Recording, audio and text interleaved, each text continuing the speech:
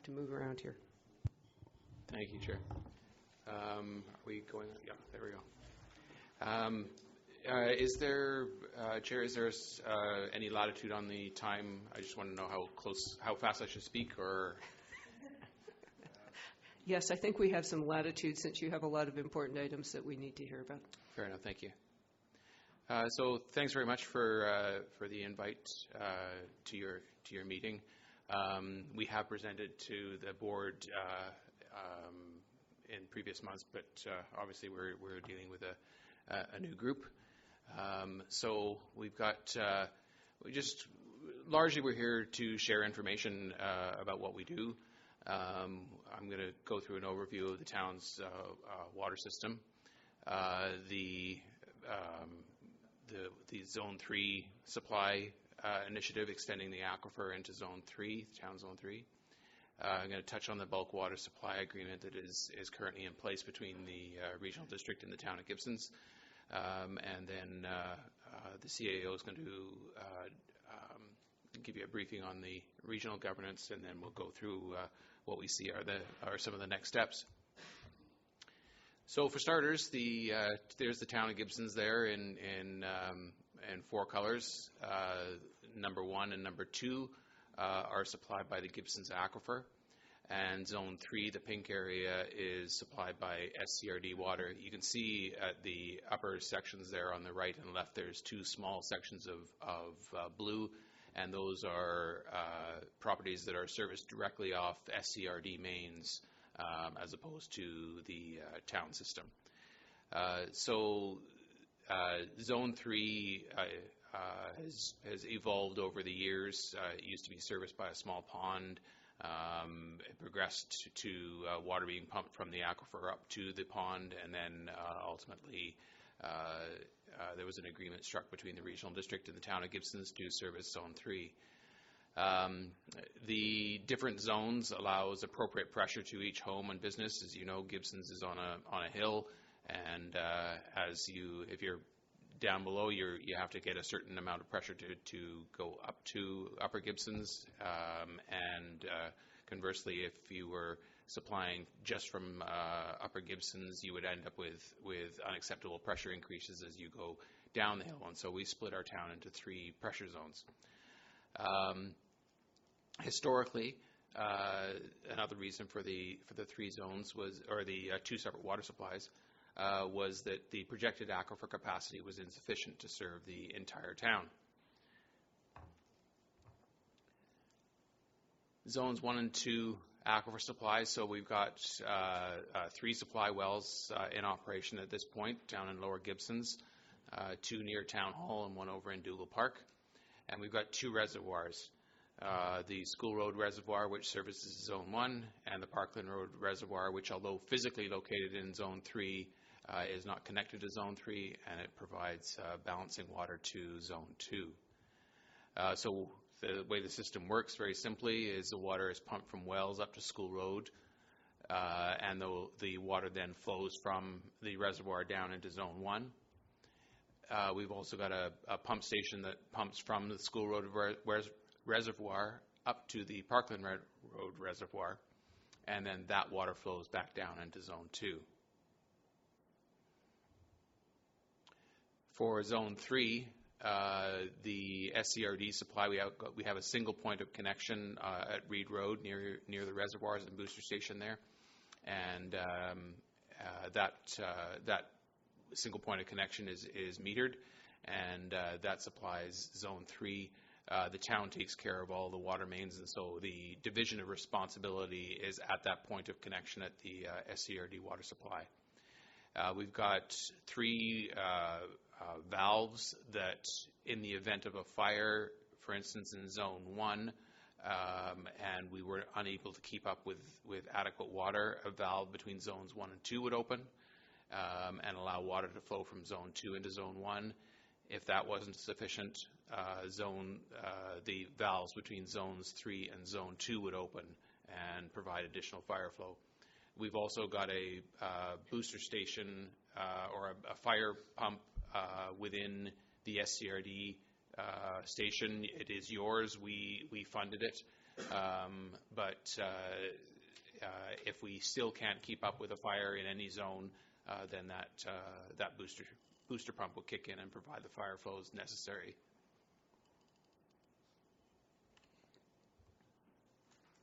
So why are we looking at expanding our aquifer service area now? As I mentioned, we originally, the information that we had at the time and still do have is the model capacity of the aquifer. And we did an extensive aquifer mapping study between 2009 and 2013. That aquifer study determined that there was roughly 1.66 million cubic meters of water per year that could be drawn off the aquifer. And that assumed conservatively that we would end up with a 15% reduction in overall recharge through climate change over the years, a 50% reduction in snowpack, and a 1 meter rise in sea level. So it's important, we believe it's very important to be conservative in our projections of our water supply to make sure that we've got the buffer that we need. In 2011, the projected use was around 573 liters per capita per day. The ultimate population of zones 1 and 2 is forecast to be 7,300 persons. You do that for 365 days a year, and you've got 1.53 million cubic meters of water that we needed per year. So you can see that's within that model capacity of the aquifer. What's happened since 2011, actually starting in 2009, was water metering, and we've now, as well as some other improvements to the system, and now our 2018 projected use is down to 400 liters per capita per day, and with a full build out of 10,000 people, which is all 3 zones, times the 365 days a year, we are actually less than the projected use in 2011 for just 2 zones only. So the model capacity of the aquifer can now supply 10,000 persons because of our reduction in water use. So this is a, if I got a pointer. Yeah. So on the left-hand side here, that's the water volume, annual water volume that's available in the aquifer. So that's the line there. That is our aquifer capacity. Down here, the blue section there is our zones 1 and 2 license that we've got actually we've been approved for. We also have a license application in to expand that service area into zone 3. And that is still, as I say, well within the aquifer capacity. Now these 4 lines here, this one here was our 2008 water use, and we were at roughly 800 liters per capita per day, and you can see we're well exceeding the capacity of the aquifer, and obviously would have been an additional impact to the SCRD water as well for zone 3. There's the 573 that I mentioned to you on the previous slide. Back in 2011, that's where we were at. We are now down here in the green. That's what our consumption is. So our consumption now is well within the aquifer capacity. The blue line is just if we just did zones 1 and 2. So the green line, zones 1, 2, and 3. A little bit more on the metering. As I mentioned, we were up around 800 liters per capita in 2008, which is off the scale or off the graph here. And then we've just gradually seen a reduction in water use. And 2016, 2017, we were around 350 liters per capita per day. We're using 400 liters as a model to, as I say, be conservative.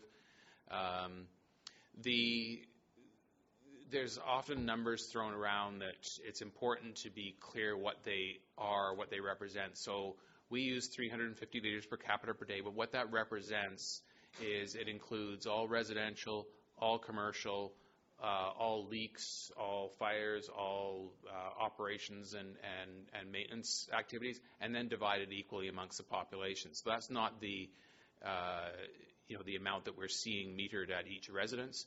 In fact, we're seeing less than 200 liters per capita per day on average for metered residential.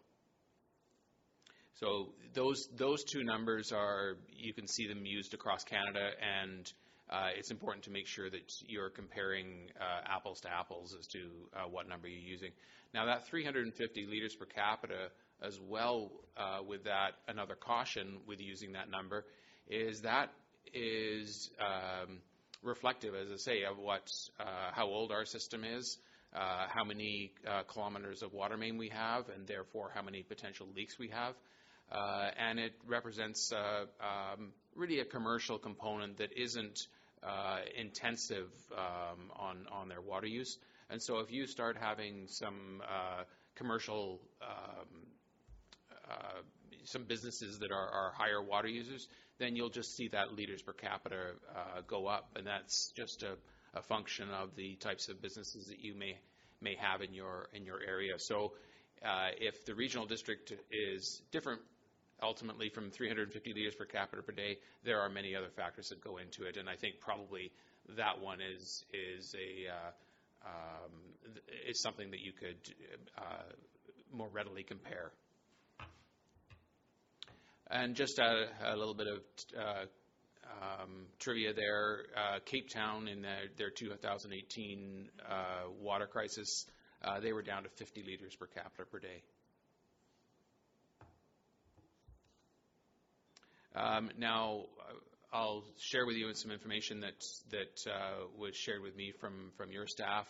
In March of 2018, the SCRD metering had saved roughly 2.3 million liters per day through leak repairs, and that translates to roughly 840,000 cubic meters a year.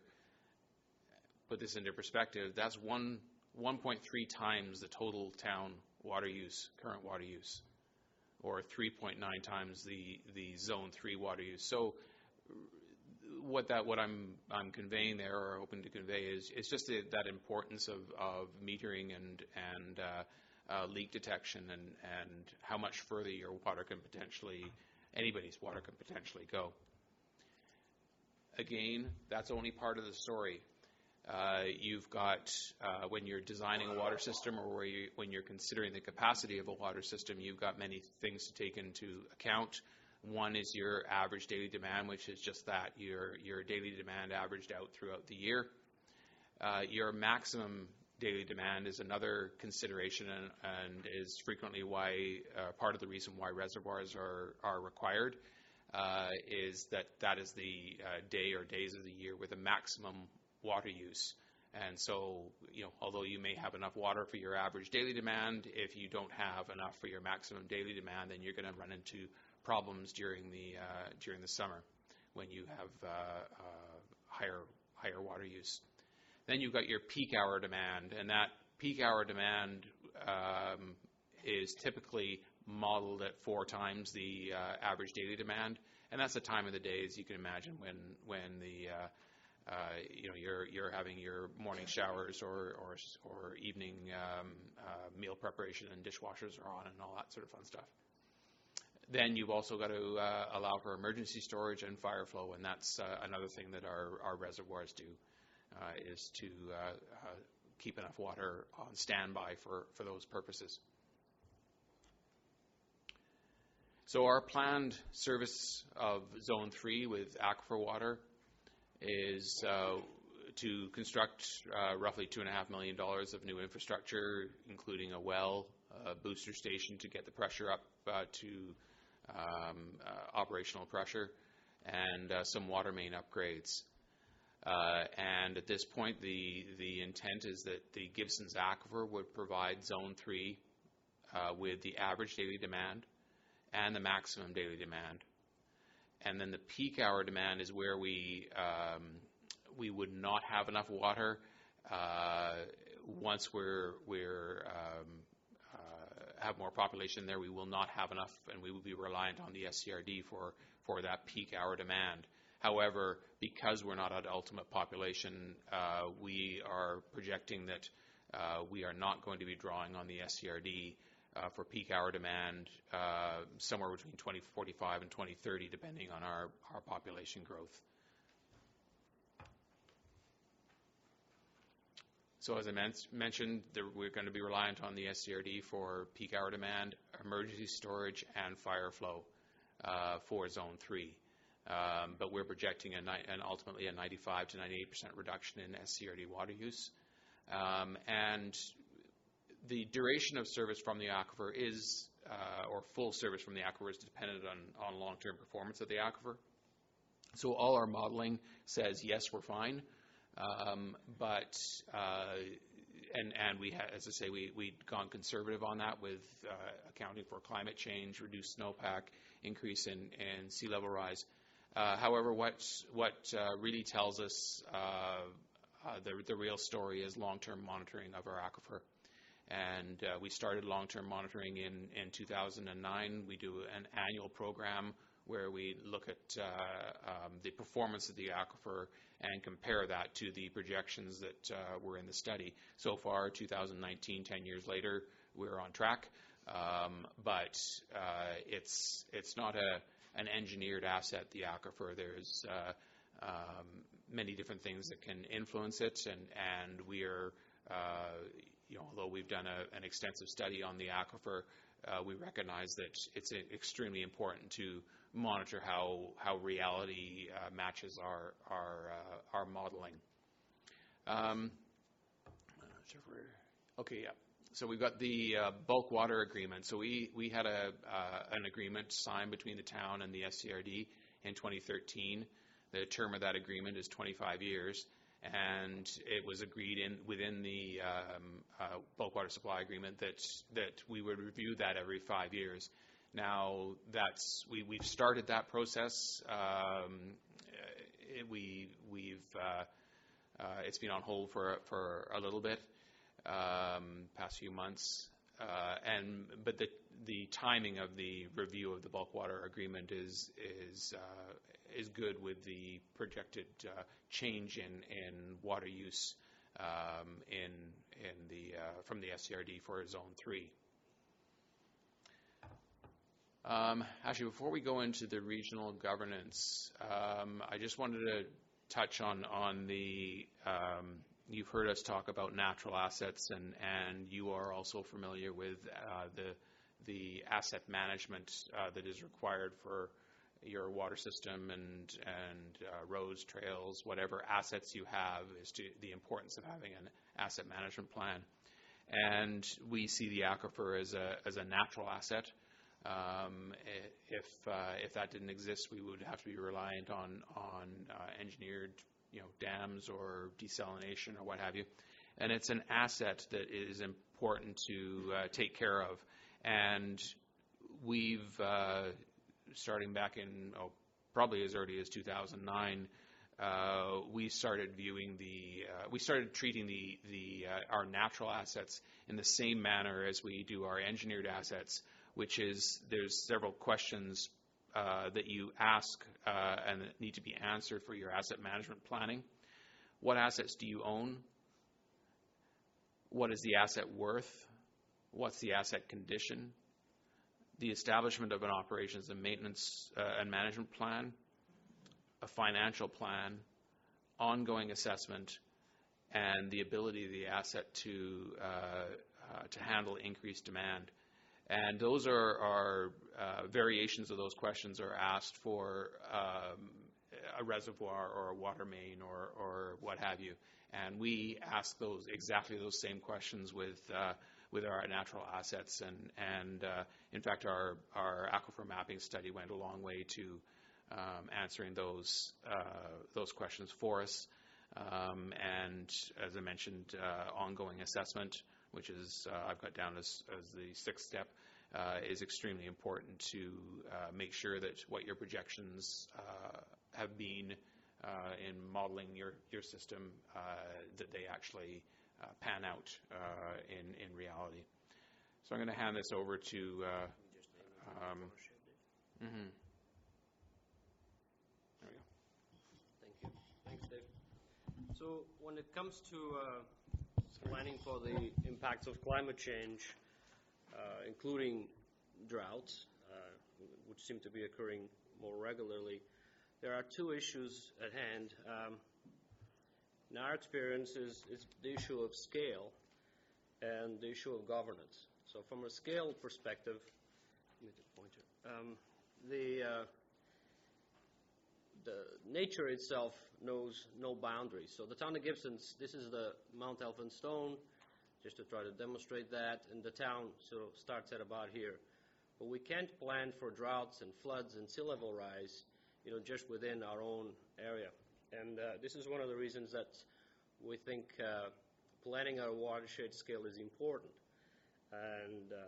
and also the governance that needs to happen, because we just sort of on a cursory look, if you imagine a cubic meter of water that accumulates on the mountain, it tries to make its way to the ocean.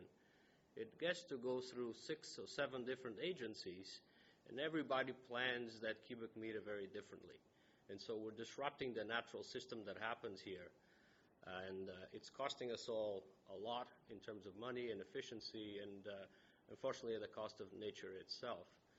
The other challenge that we have is that our aquifer gets recharged sort of in the upper area of the Mount Elphinstone, and also through creeks. So we want to slow down the drainage as much as possible and retain as much of that water as possible to recharge and reduce the impacts of flooding downhill as well.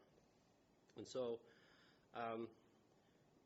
we think in a governance proposal, which is what we shared last year, and hope that we can resume those discussions as soon as you feel that you're ready to do that.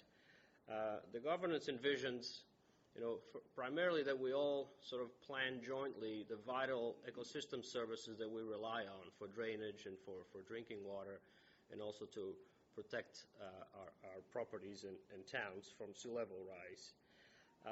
And it envisions sort of a collaborative model involving these agencies and others. We think it's important to involve naturally the indigenous knowledge that we have in this area and others, citizen science, conservation folks and others, businesses. All of those folks are very much left out of the conversation of planning for our future. Quick example, like for when we started to do the aquifer planning, it became very evident that we needed to talk to the Ministry of Forests, because the permits that they permit, the works that they permit up in the forestry area have a lot of impact, or could have an impact on the aquifer recharge. So we reach out to them. The Vancouver Coastal Health and the Ministry of the Environment, they approve subdivisions, they approve drilling permits for wells, and also septic fields that have an impact on, particularly on Seashelt in the town of Gibsons wastewater treatment plant, and our drinking water. The Ministry of Transportation approves subdivisions based on the zoning of the SCRD, and yet we're not necessarily aware of what's happening in these areas. And so we think it's important that we have a space that we can gather and discuss and plan these things jointly. In the practical terms, what we envision is in an area like our two main watersheds, the Chapman and the Gibsons watershed, where there's sort of one decision-making body, or at least that we can, even speaking with the province as a one voice. We don't have that right now. Everyone is individually reaching out to different agencies. And also, practically speaking, the town of Gibsons would manage this watershed while the SCRD would focus on the Chapman and other watersheds that you're responsible for. But our planning would be done on a joint basis. Sort of in terms of next steps, for at least for this area, we'd like to suggest that we resume as soon as possible our discussions on the bulk water agreement, ideally ahead of our summer. and also arrange for a water forum. I know that we had a scheduled discussion around that for the intergovernmental, and perhaps suggest that you consider setting up that discussion in the near term. The town, what Dave has in essence demonstrated is that the town system it's a groundwater-based water system. It has very strong policy based on asset management principles, including natural asset management. The meters have been tremendously helpful in getting us to, in essence, conserve substantial amounts of water. It's the easiest water we can get is by conserving. The fair pricing of water is important, and this is a politically challenging for you, but at the end of the day, we need money to get this infrastructure updated and running smoothly and reliably as well. We have experience that we can and want to share with you and work together, and so thank you very much.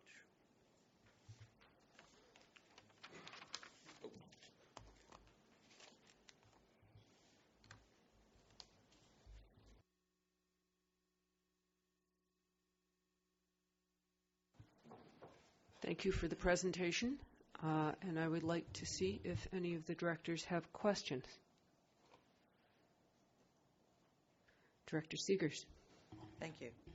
Since you've been monitoring your water over the last while, I wondered if you've seen an impact with the rise of the breweries, et cetera, that are showing up in Gibsons. I mean, it's a conversation that we're looking at in Sechelt as well. No, we haven't.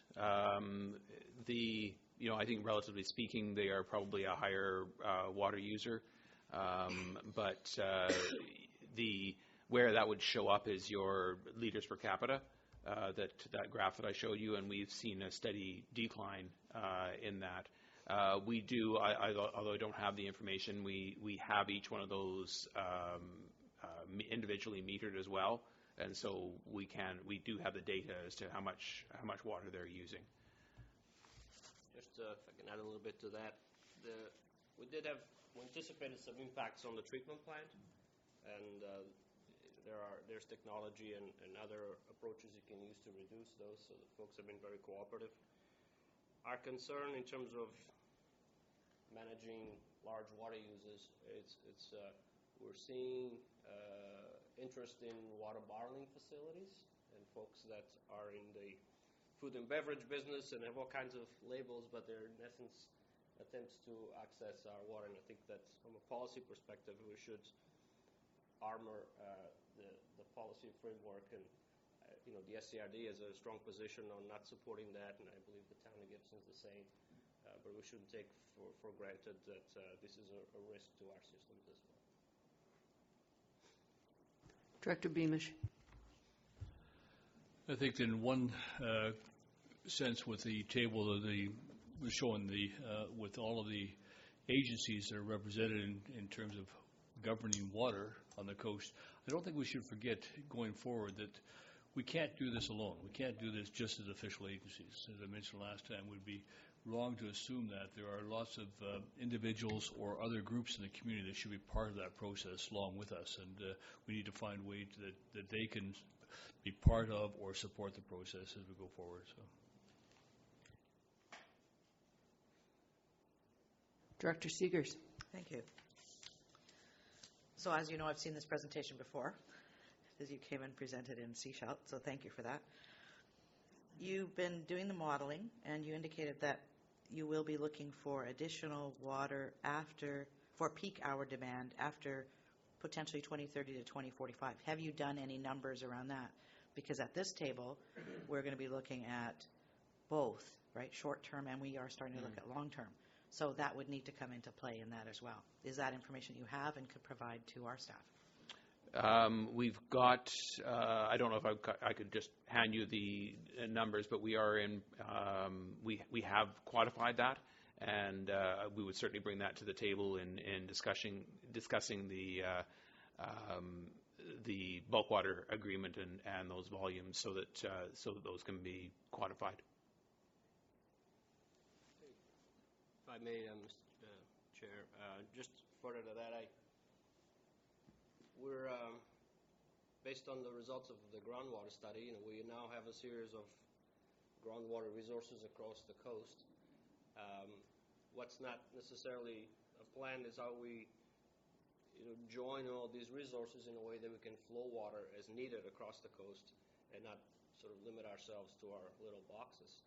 I think further to the bulk water agreement, which only deals with one particular interaction point, it allows us a lot more resiliency on the coast if we depend less on one particular system.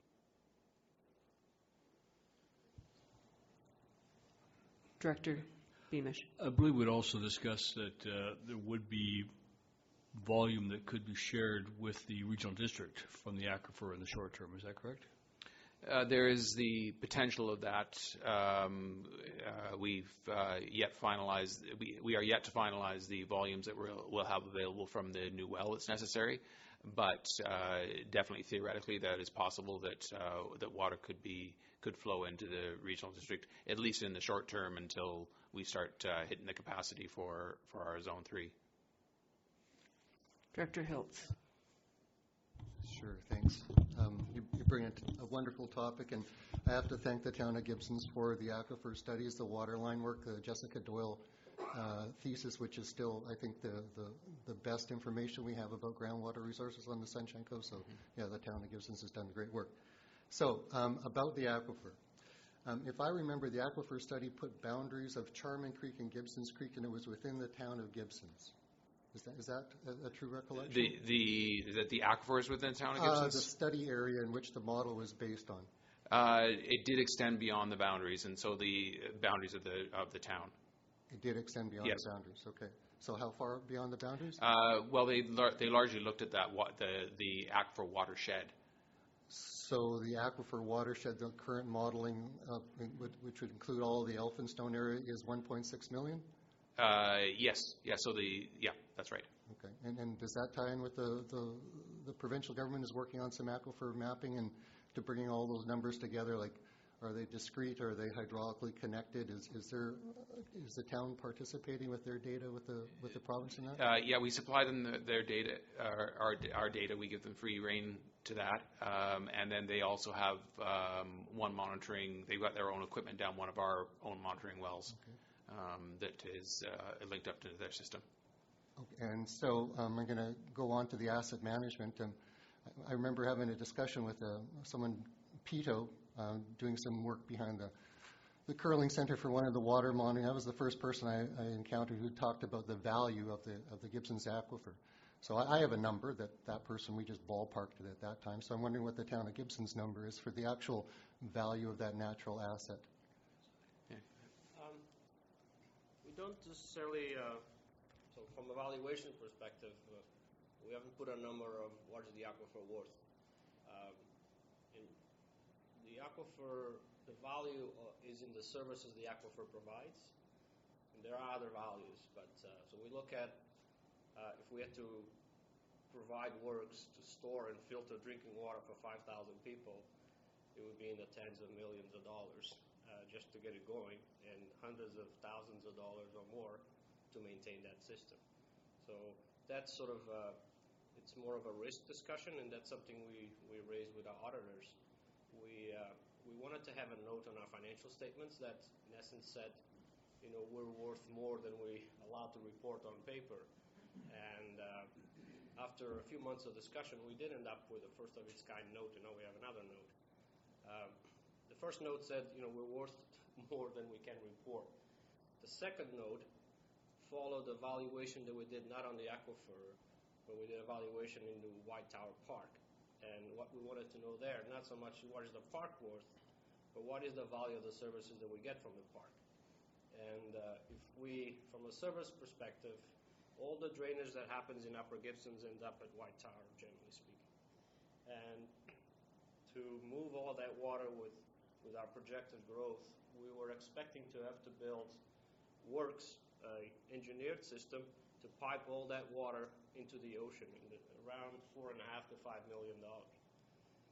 Timing is sometimes on our side, and we undertook that study, and the study in essence said that if we invested few $100,000 into the park, which we've been doing, we don't have to construct those works. So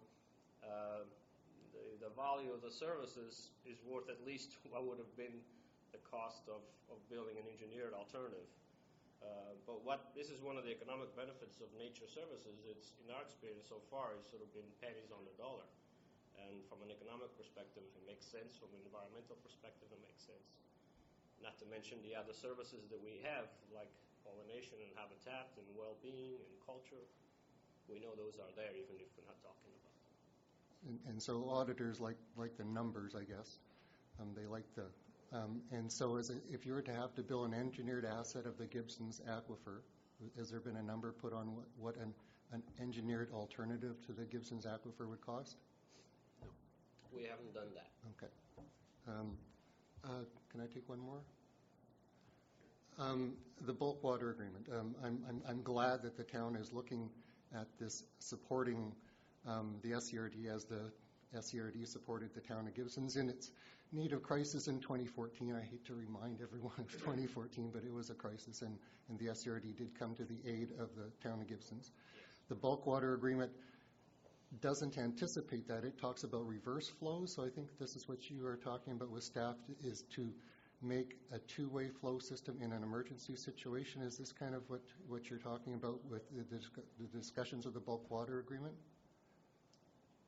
The staff didn't have the direction from you to have a discussion about sharing water both ways, but we've had lots of discussions. In a practical sense, we can do that. There's chlorination and some other things to consider, but we haven't although we haven't had that discussion, it's an engineering question. Right. I don't imagine that maybe you want to comment on that. Yeah, so I mean, it's something that we are hearing from our council that they're certainly open to the idea. What we don't know is what the impacts are at this point, and we need to carry on those discussions with SCRD staff to determine what that actually looks like. But it certainly seems to make sense to us. Even for a fire flow situation or emergency storage situation, we're looking at exceptional circumstances to reverse the flow. Okay. Sure. Yes, you mentioned $2.5 million of new infrastructure. How are you looking at funding it? So what we're doing right now is we're waiting to get the final analysis on our wells and making sure that we have all the numbers correct. And then we do need to go through an alternative approval process to borrow the bulk of those funds. If I can just add one comment on the funding. The funding for Zone 3 is just one aspect of a multi-year funding the town has been putting into the system. And I think we're probably closing in on the $7 or $8 million of investment, including for meters and replacements of old water lines and so on. And so, but it has paid off because we've found twice as much water with that investment. As far as it's not always possible to go out there, but the conservation certainly it's been a very good investment for us. Director Hiltz. Thanks very much. I guess my last question is about the drought management plan.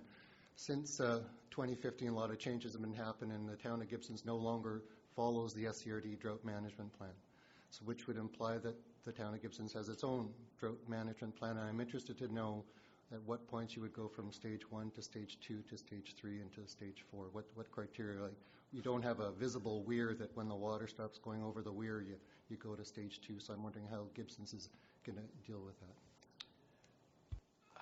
Okay, you're going to be asking me to draw on my memory here.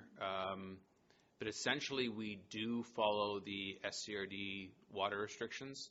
And there was always a little bit of a back and forth as to when the SCRD imposed a stage 3 or stage 4 water restriction on zone 3, the town for a few years followed that in zones 1 and 2, kind of partly for solidarity, partly for consistent messaging, partially for ease of administration, because my neighbor's watering his lawn and he's not allowed to. Well, that's because he's in a different water zone.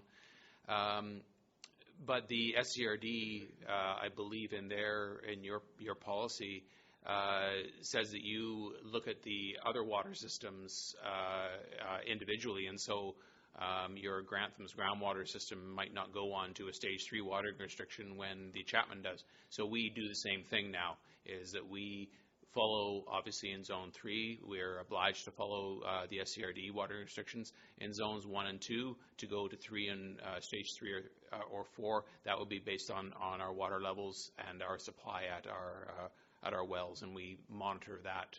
And if there were any flags, then we would impose those water restrictions. And at this point, we haven't had the need to.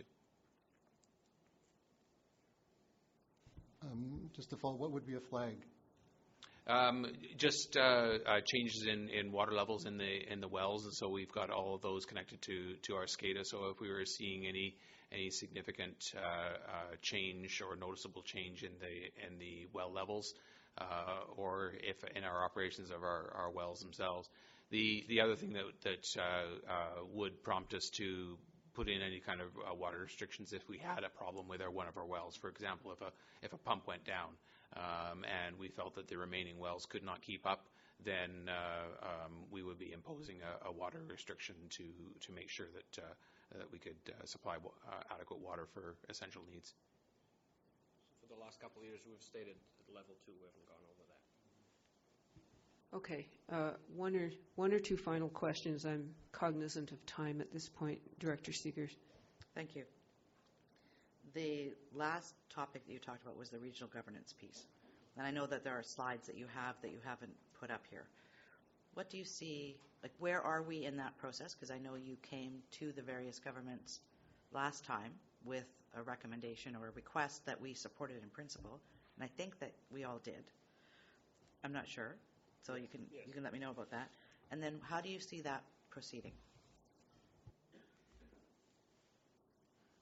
When we met collectively March 12th of last year, that's when we first proposed that, and then we wrote to all of you, and I think including the Sechelt Nation, everyone responded positively.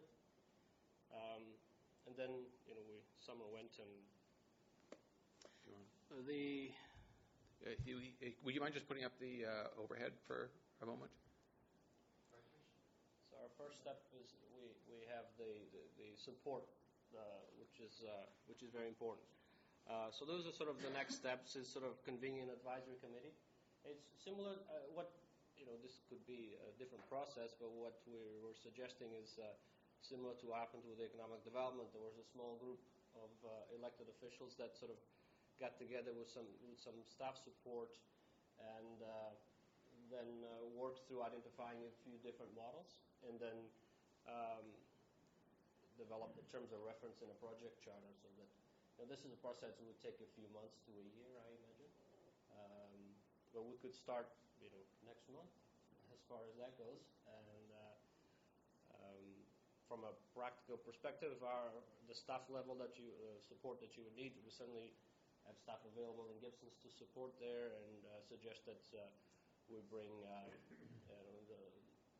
the person that helps us with that proposal is Zita Butego, and she used to work for the province, and there are other capable folks that could sort of guide us. So and there are very good working models in the Cowichan, of course in Victoria, and in the Okanagan and other spaces. But we'd have to do something that reflects us, and I think just on the coast alone, we have enough knowledge to put that together.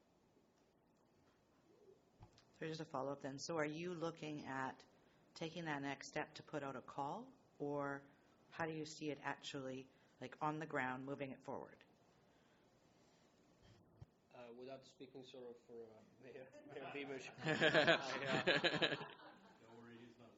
I would envision the town perhaps putting together a date and inviting all of you to come, and from there have a facilitated discussion, and we would leave there with a working group.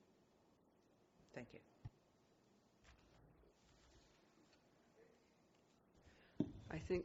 Thank you very much, Town of Gibsons, for an informative presentation. And I think further discussion of water governance can come under new business under Water Summit. So the next item in our agenda is a presentation by Al Jenkins from the West Sechelt Community Association. We ran considerably over time on the first presentation, so perhaps we can be cognizant of time. Thank you.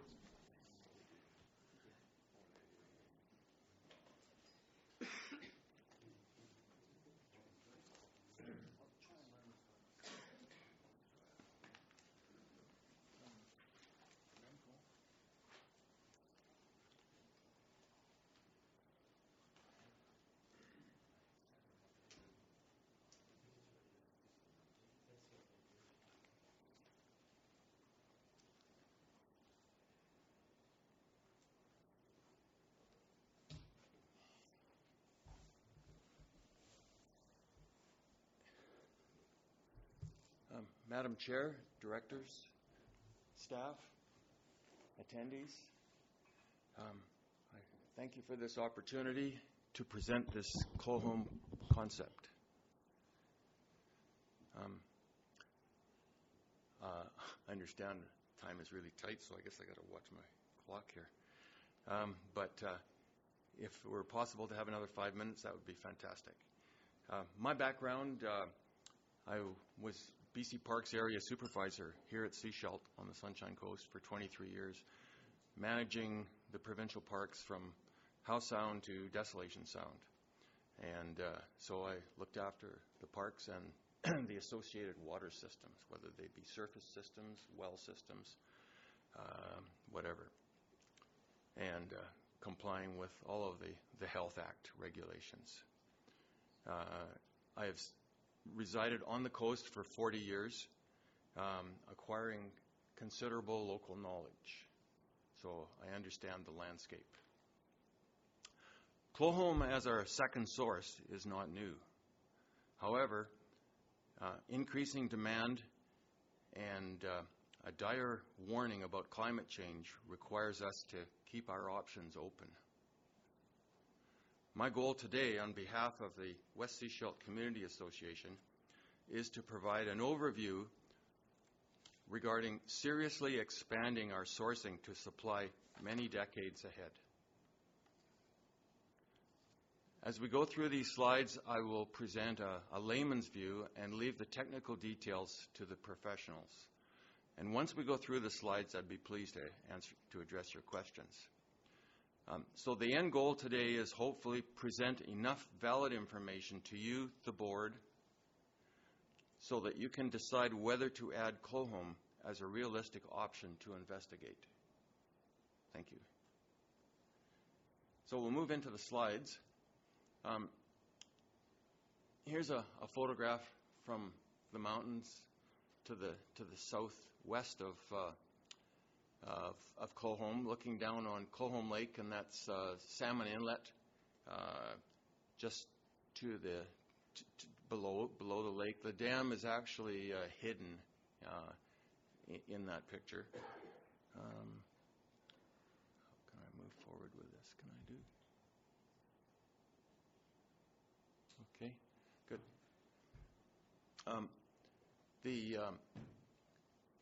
The coloring, this shows kind of the watershed overall view on watershed's overall view on the coast. You can see the Clohome on the upper half, and you can see the combined Chapman Gray down in the bottom left corner. And you can see a few lakes in there that indicate they're mostly in the Tetrahedron Park. The bigger ones, some of them are outside the park. So, why more water? There's a pointer. Yeah. In case you want to just push that. That might help you. Okay, thanks. Okay, good. So, we know that the growth is going to continue here. There's no stopping that. And so it's at a point now where we have probably close to 50,000 people being here through July and August. And we are peaking out at 22,700 cubic meters a day, which is the limits to what the plant at Chapman would produce. That's with 2 lines. I think they're trying to put a 3rd line in there, but that would have to go with a bigger project. That would have to be greatly expanded. Climate change, as we know, is giving us some problems, and so we are going to have to adapt. And whether or not we continue to get as cold a winter as we've just had remains to be seen, of course. But snowpacks, that's a critical item here, and we are extremely fortunate having this watershed so close to us. Emergencies, I've talked to the fire chief at Sechelt, and he has explained to me that we have a dire situation pending if all the trucks on the coast need to pump water at the same time. So we need more water soon. And an alternate supply, Clohome would give us that second major source. So we're at a crossroads now to solving our water issue, and this has come about as a result of a number of items, but we are here now, and we're going to have to move forward. And so we have wells coming on, we've got reservoirs being discussed, and the Chapman remains our only main supply. Much more water is going to be needed. Fresh quality mountain water is available at the Clohome. People seem not too impressed with taking water from the ocean. That's a very expensive item, but Clohome seems to be our next major source. So looking at the Clohome, we've got kind of 2 options. We can pipe the water down the inlet. I know this has been looked at previously, and I'm not really aware of how the water was going to be brought to Sechelt. And that is probably the biggest question that we have to deal with, is how do we get that water here? So it can either be piped down the inlet, we'll deal with some of that later, or we can pipe it up to Lake Nine, tunnel into the Rainy system, and draw the water off of there down to Port Mellon, put a pipeline to Langdale, or over the hill up Dakota into a new reservoir at Chapman. So there's a number of options here, and they need to be fully explored, and I'm not capable of doing that. Okay, we need professional consultants to analyze these options. So there's other variations associated with each of these options. So right now we have some reservoirs on the books. You'll see that I've got them posted here, listed here as Site A, Site B, and Site C, 3, and 4. Just quickly, Site B is possibly the best choice. Thereabouts, okay? It's the right location, it's safer, it could be, but it's going to have to be done properly so that the water doesn't dissipate into the gravels. But that's a good location for bringing water from wherever, from the Chapman, from the wells, from Dakota or Port Mellon, but it's also a very good location for bringing in pipe water from the Clohome down Sechelt Inlet. Up at the top, you'll see Site C, Site 3 and 4. They're a combination. They work together. Water would flow from 4 into 3 when necessary, And I do have a picture here. Here we are at Site C4. This is a view from the road from the old Branch 400 at Mount Crucial, at the northeast corner of Mount Crucial. There's a little pond up there. This is Site 4, C4, okay? And this would be expanded. This would be raised, dammed and raised, and most of what you're looking at down there in the center of the picture would become water. But I won't get into the details on that, but Site 3 is around the corner a little bit to the right. So, but the water from here, the catchment for this area is quite small, and it would get very dry. Clohome watershed itself, a massive watershed. The majority of this land is over 1,000 meters. It captures and retains a very good snowpack. Some of this land goes to 2,000 meters up around on the divide, the Tantalus divide. The peaks there are, this area is to the back of those peaks that you see when you drive to Whistler up the Squamish Highway.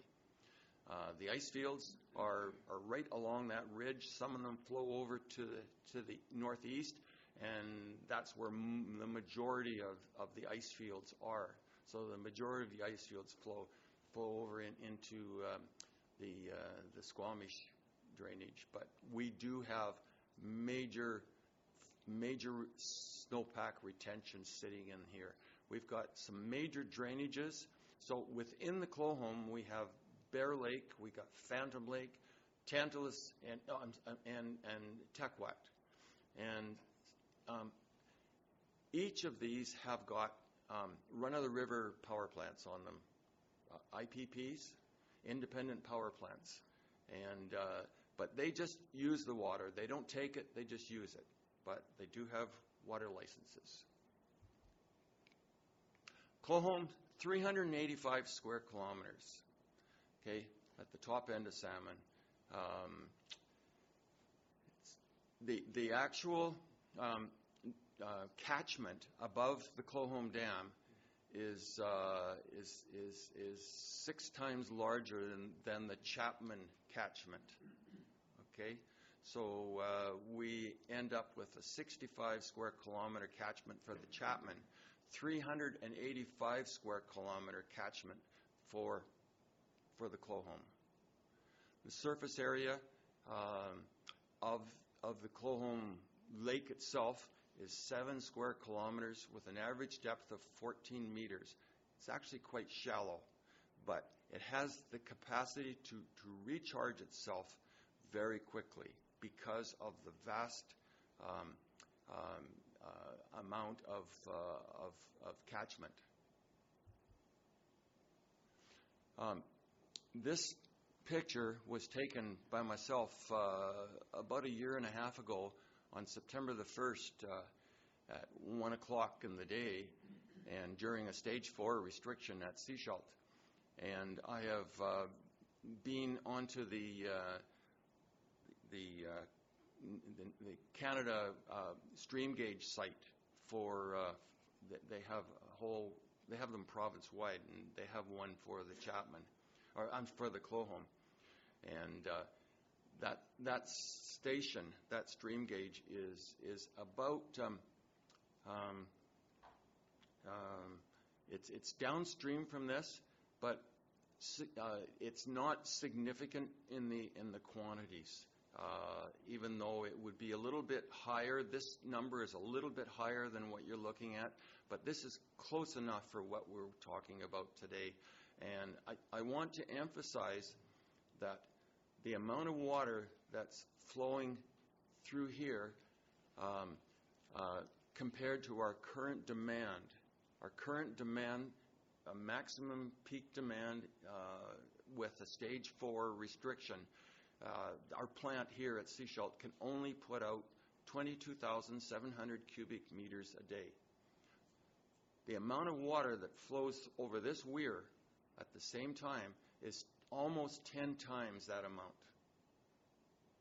So if you can get your head around that volume of water that would be available, it's pretty amazing. We would never have to worry about water again. So this is one of those, I guess, one of those smaller drainages, one of those drainages within. And this is the phantom drainage. There's a line across the middle of the picture, a tree line, and the lake sits in there and it swings around to the right. And these numbers have come from Lakepedia. It's a website that has this information available. And as you see that the discharge from that lake alone is 1 cubic meter a second.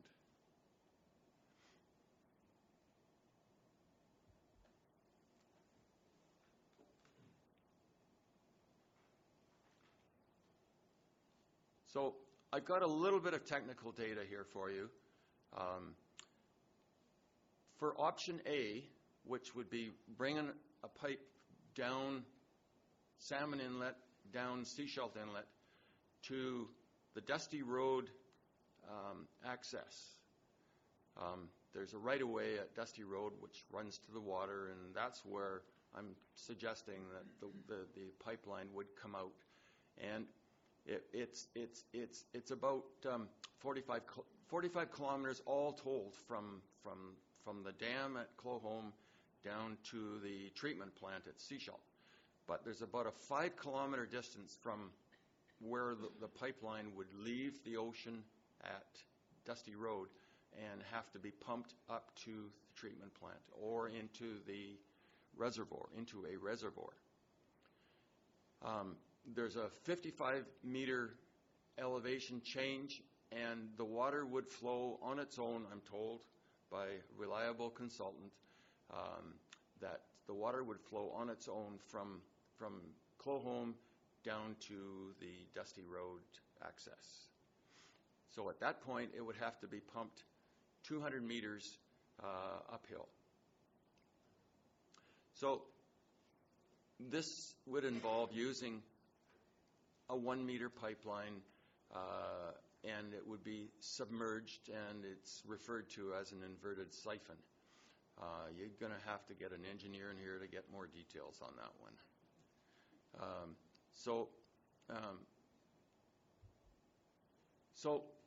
Our major challenges here are, is the engineering viable?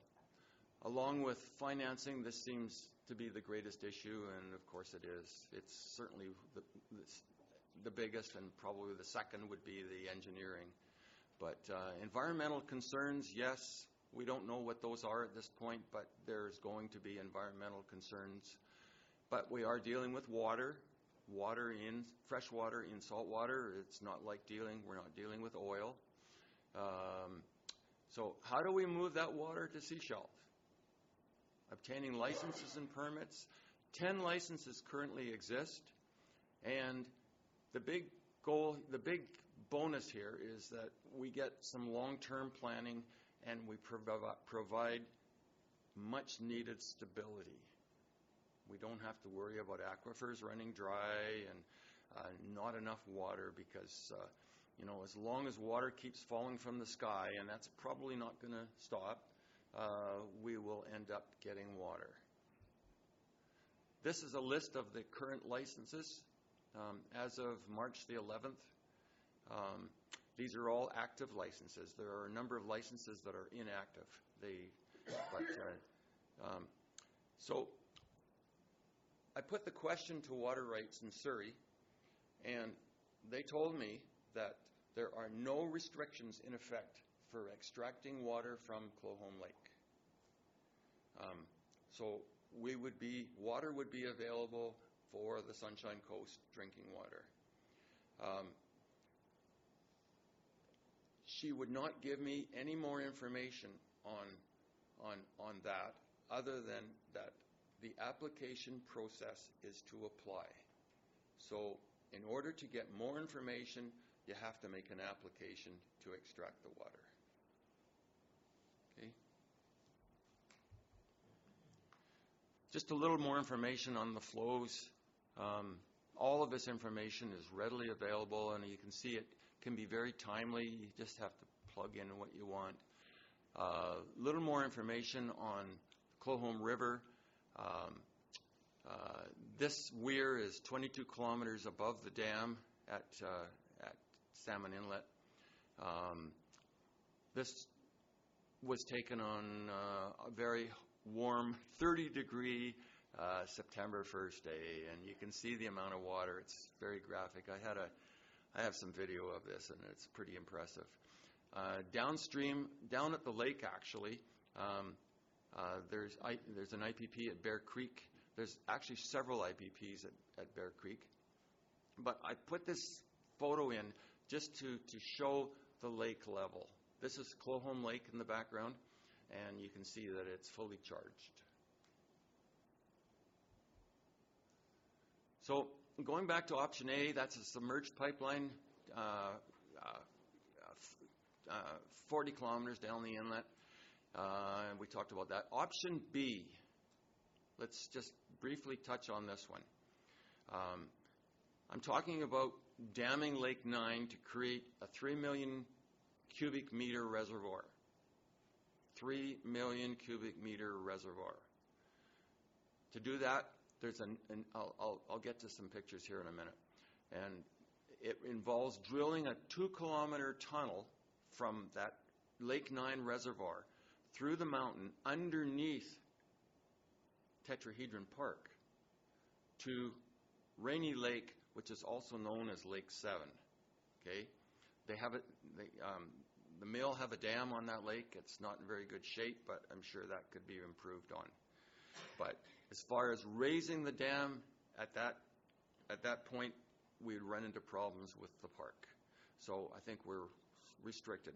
There's a slight difference in elevation between those two, but I think the engineers could get around that one. So there's variations of each of these options, but again, we don't have time today to explore those. So that yellow line that you see coming down the inlet is the approximation where the pipeline would fit in. There's a little bit of a split up at the very top, at just between Seashell Creek and Clohome, where the pipeline could go on land. But then again, we may run into a siphoning problem. But again, the engineers would have to run that one by. But in this picture, you can see there's Lake 9. Okay, there's Lake 7. So the tunnel would go underneath here, go through the mountain for 2 kilometers to get water to Lake 7, where it could be drawn off and it would flow down the Rainy, all the way down the Rainy River to Port Mellon, where it would be taken out on a new intake and transported by pipeline to, like I say, to either Langdale or over the hill up Dakota into a reservoir at the Chapman.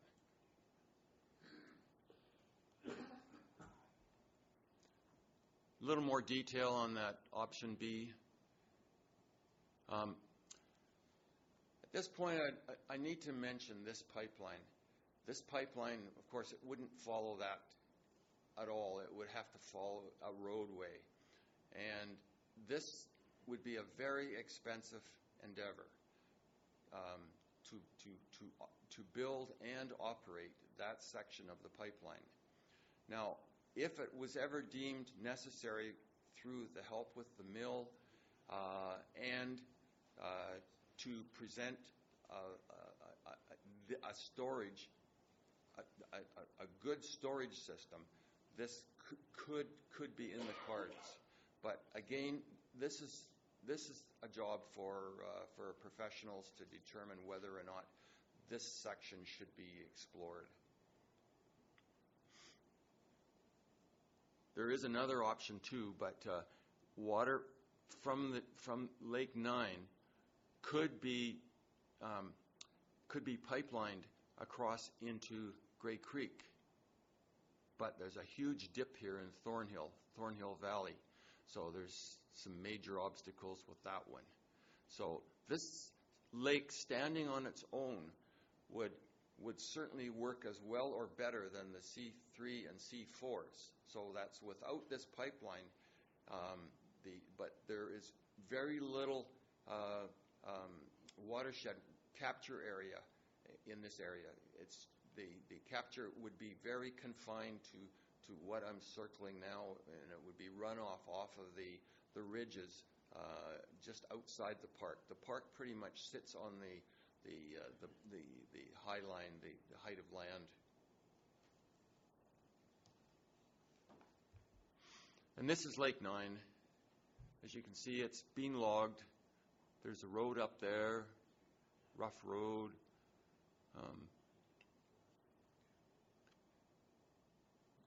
The outlet is in this corner, and there's a narrow neck there that where a dam could be built.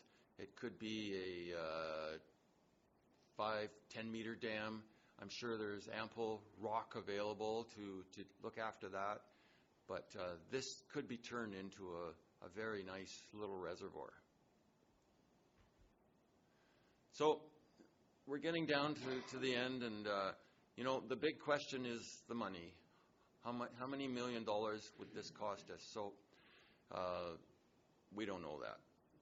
I have a local contractor working on some numbers for me, but I'm not prepared to release those at this point. We would have to charge developers lots of money to do this, so that would probably slow down development. Long-term borrowing would be another method of getting this funded, and of course, grants. So thank you very much.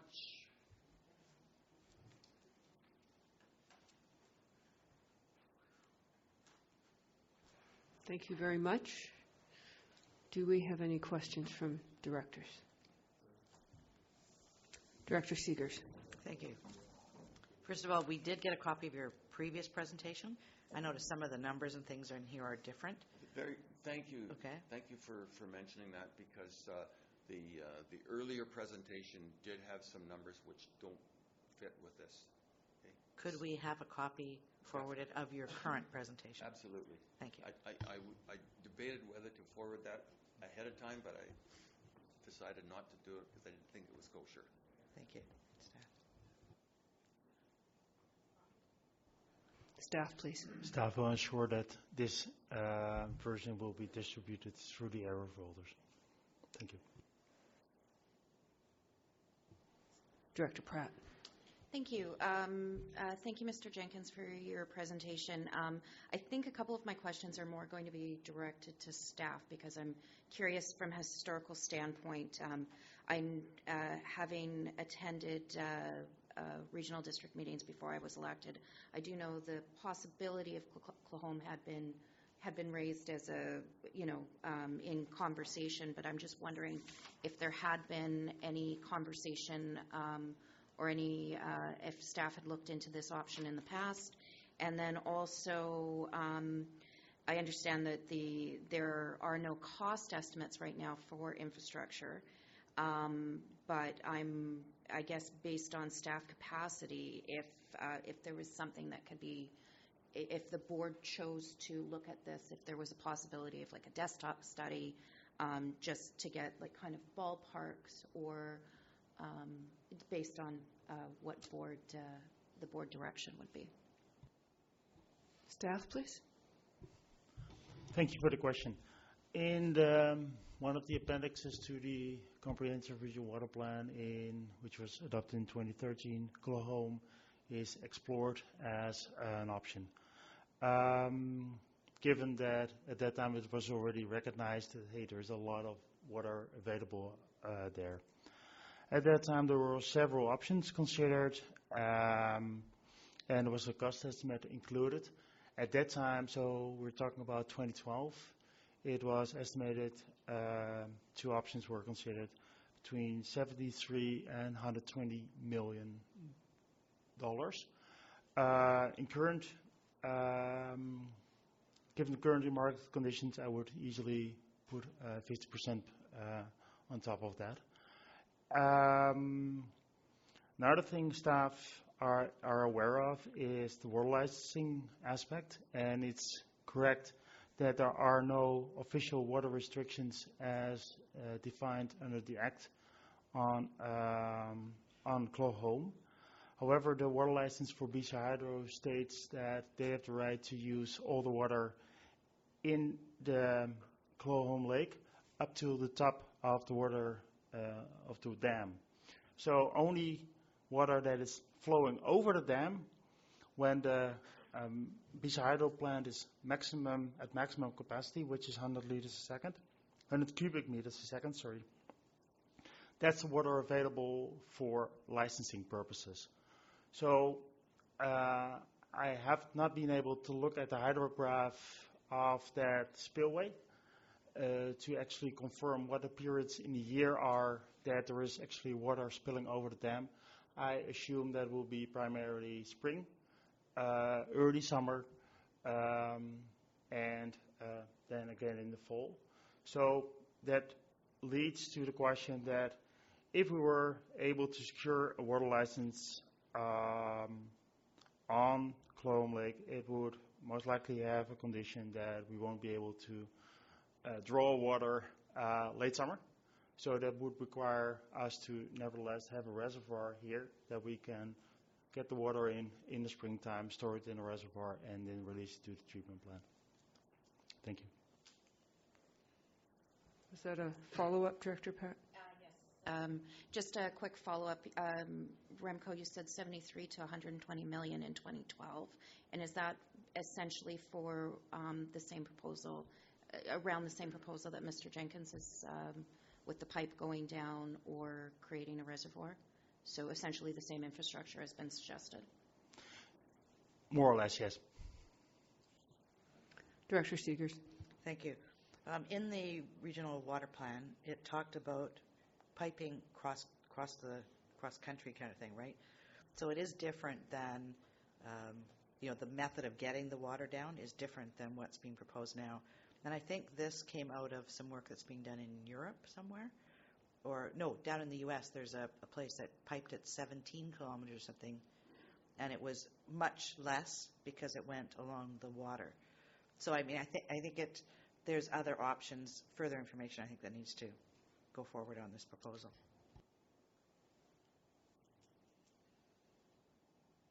I have made some preliminary checks online, and indeed it's a very expensive business.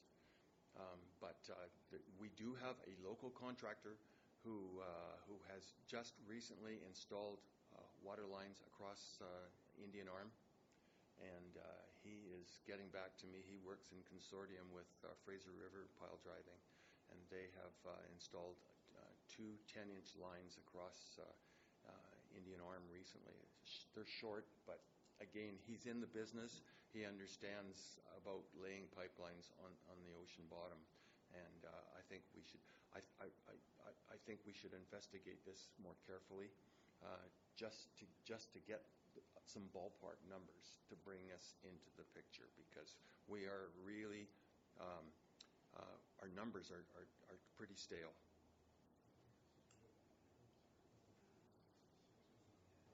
Director Seegers. Thank you. Just one comment. I think as a board, we've recognized that we're looking at two separate scenarios. We have a short-term situation that we need to deal with, and I think we're looking at addressing that, and we need to look at the long term. So we're looking at how can we maximize our short-term solution, right? How can we deal with that for the next 5, 10 years maybe? But then we also need to look at a longer-term solution for the long future. Precisely. This is really what got me going on this one, is because we need to look much further ahead. We need to jump into that window that takes us at least 50 years ahead, if not 100 years ahead. And this is where we're really lagging behind, because we've got to reach out and get into that long-term planning, okay? and we got to start putting some numbers and something on the map to indicate that we could provide water for a muchly expanded population. You know, let's talk about doubling our population. You know, to at least 100,000 people on the coast here. You know, I think that's where we need to be, at least there, because we're going to get there. You know, we're not stopping development. You know, we got 2,000 properties on the books at Sechelt as we sit here. Okay, that's a lot of toilets. All right. Thank you very much, Mr. Jenkins, and I think we appreciate your presentation. Thank you. And we will move on to the next item on our agenda, which is Remco Rosenboom, Drought Management Plan.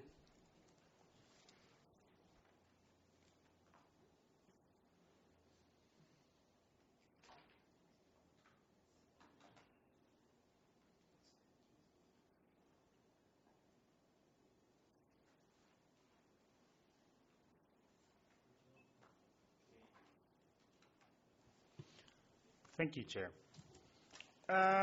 This presentation is intended to provide a high-level overview of what is a drought management plan, how does it work, what is included, what is not included. It's really the framework of the drought management plan itself. I will take care of the first part of the presentation, and Mr. Shea will take care of the second part of the presentation. So what is a drought management plan? A drought management plan is really our primary tool for minimizing impacts to the water supply in general during a period of significant drought or unforeseen water shortages, like emergency situations. It provides direction for timely and responsive management of our water supply. The current form was first adopted in 2002, and revisions has been made in 2003, 2014, 2016, 2017, and 2018. And in all cases, some form of community consultation was included. So, why do we have a drought management plan? It's really to ensure that there is enough accessible water until our supplies are replenished, which is usually currently the case in the fall, early fall.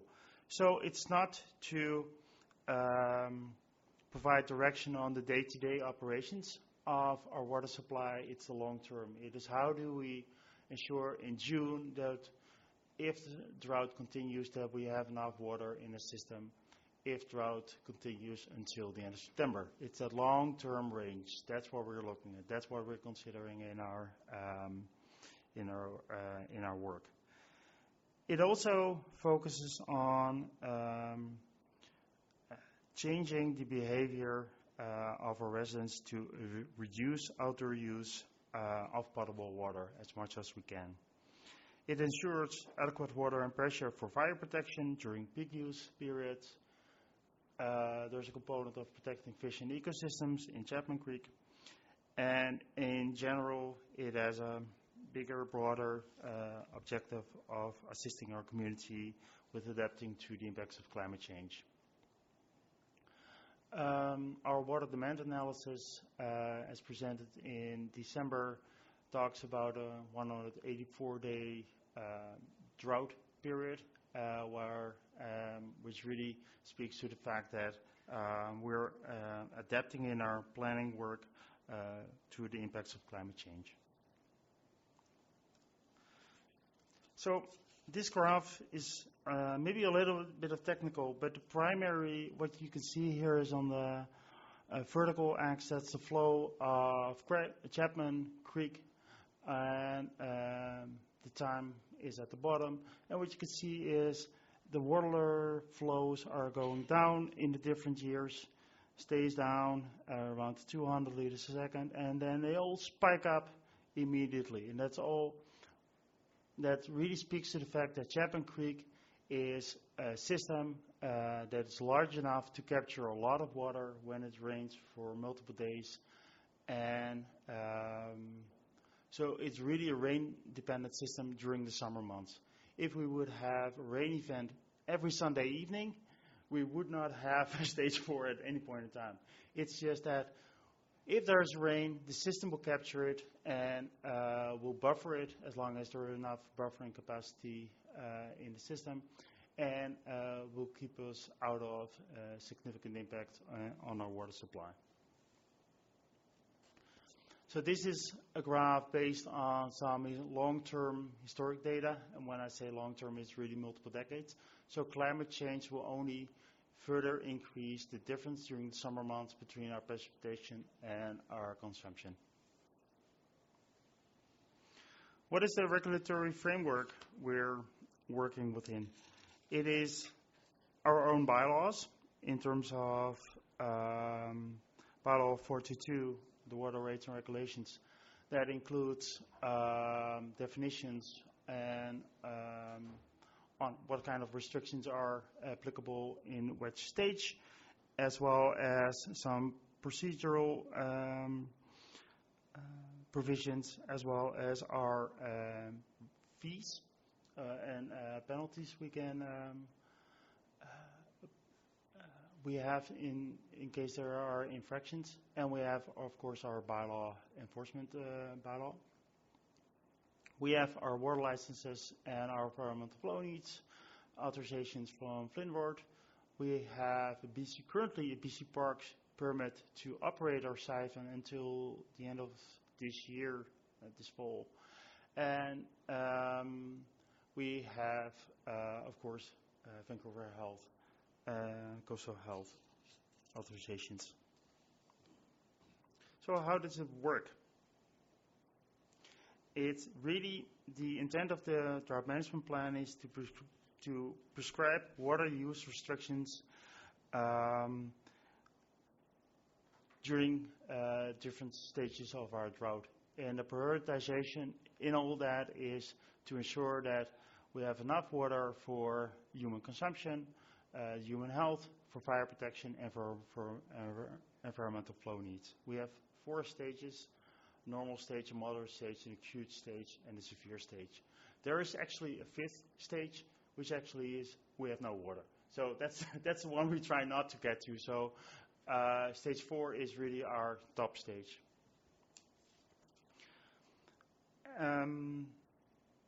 Given that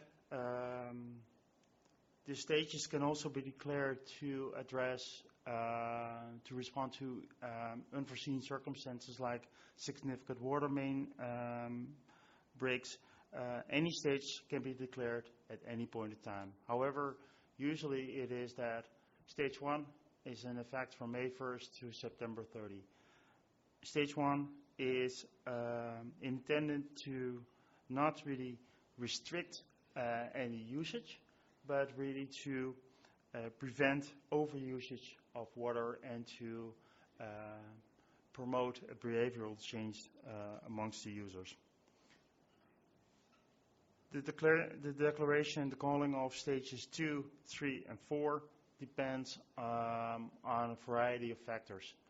It's the time of the year and the trend in our water supply and in our climate, the snowpack, the storage volumes we still have available, and the current drawdown rates. So that's the consumption rate at that point in time. The stream flows and the monitoring data we have on that. The weather, recent conditions, as well as forecast. Of course, the water usage itself and the trend, and how is our water system in general performing? Are there any hiccups there?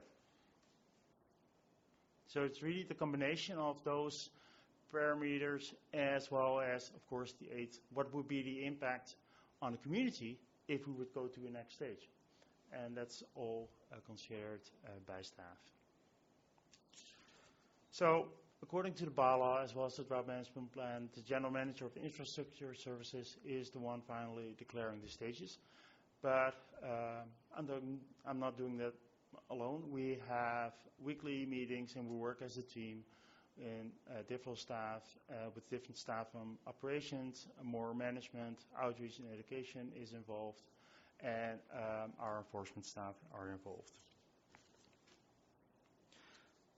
So when I talk about the drought management plan, our drought management plan is primarily focused on our Chapman system, while in theory, as already indicated also by Town of Gibson staff, it also regulates Solms, Granthams, Langdale, and Eastbourne.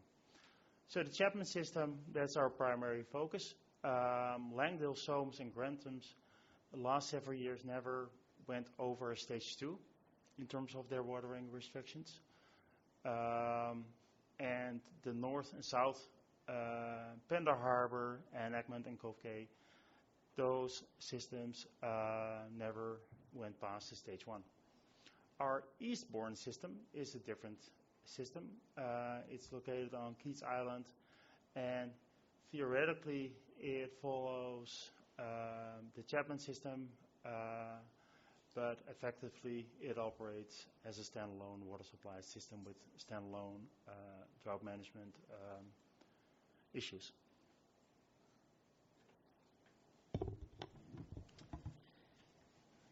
One way that the community impacts of the drought management plan are mitigated is through lawn watering permits.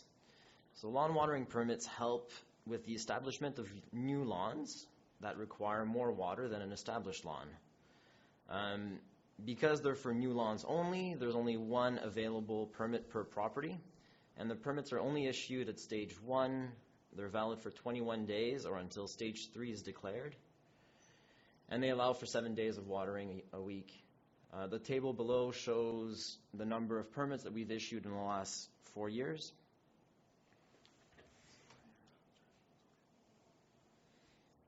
Escalating stages result in several operational measures that are taken at different areas. One of these areas is the communication plan. So at every stage, the usual communication avenues are used to communicate with the community. The media releases, radio, paper. There's also 3 permanently mounted roadside signs that have arrows that escalate with the stages. And at stage 3 and 4, there's 10 additional sandwich boards, a mass mail-out that's sent to every property that is affected by the new stage. And there's engagement with specific stakeholders like the member municipalities and the fire halls. Water consumption charts and targets are also generated and shared via these various avenues, the most frequently updated being the website. The water conservation booth is brought to a variety of events every summer, and the drought management plan is always a topic of discussion, as well as water conservation. The water treatment plant tours for schools and the public are held every May, and that's when the drought management plan starts, so that's the topic of discussion in the tours as well. In addition to all this proactive communication, there's a lot of responsive communication and engagement work that happens. The volume of inquiries that are specifically DMP related usually escalates, peaking to the beginning of stage 3. And these interactions generally go beyond yes or no clarification questions. A lot of people are curious about the several ongoing projects that will alleviate the need for the DMP in future years. And complaints require follow-up many times on site. So at its peak, responding to inquiries can be most of a full-time position's commitment. Another area with escalating responses is enforcement. As previously mentioned, there's 2 bylaws that guide our enforcement approaches on this topic. Patrols increase in frequency as the stages escalate, and complaints and suspicious instances are all followed up with. They include a site visit, they include outreach and education material, and in some cases a verbal warning. In recent years, water conservation staff has also relied on or enlisted the help of the bylaw enforcement staff. Continuing on the subject of enforcement, one of the challenges with enforcement is witnessing the infraction. This is a challenge, particularly because we need line of sight from public roads, which isn't always possible on larger properties or enclosed yards. Tickets and fines that are associated with the bend tickets are issued following written warnings or at higher stages. And the table below provides an overview of the warnings and the tickets that were issued in the last several years. As you can see, the fines are quite a bit lower than the warnings, and that is in part due to the issues that were just identified. But it's also a sign that the education and engagement work through the warnings is having an impact and leading to compliance.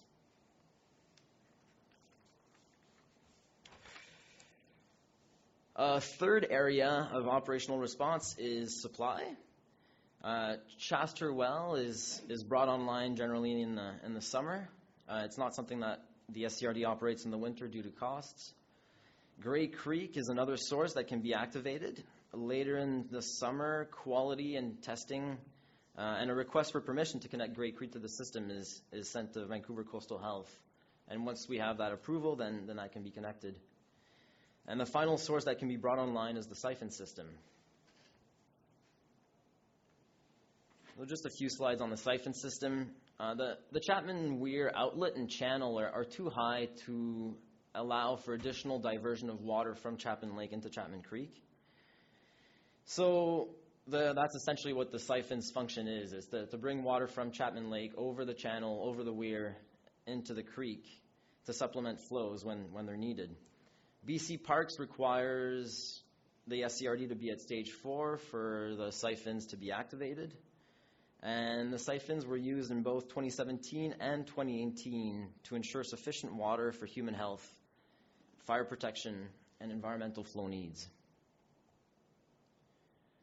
Additional pictures here of the siphon installed in 2017.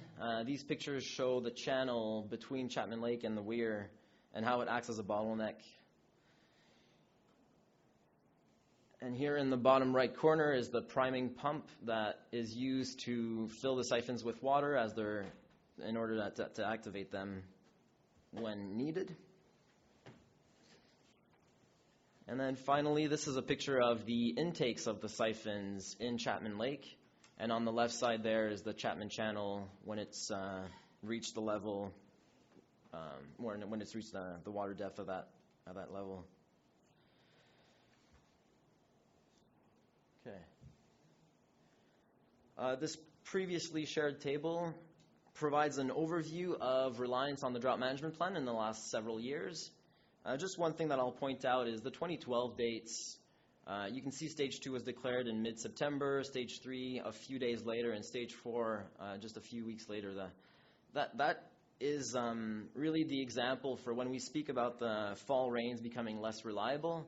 The 2012 dates were the first instance of that.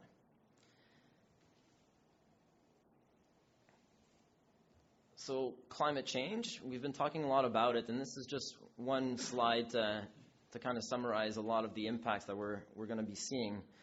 This figure shows the precipitation historical data for the coast.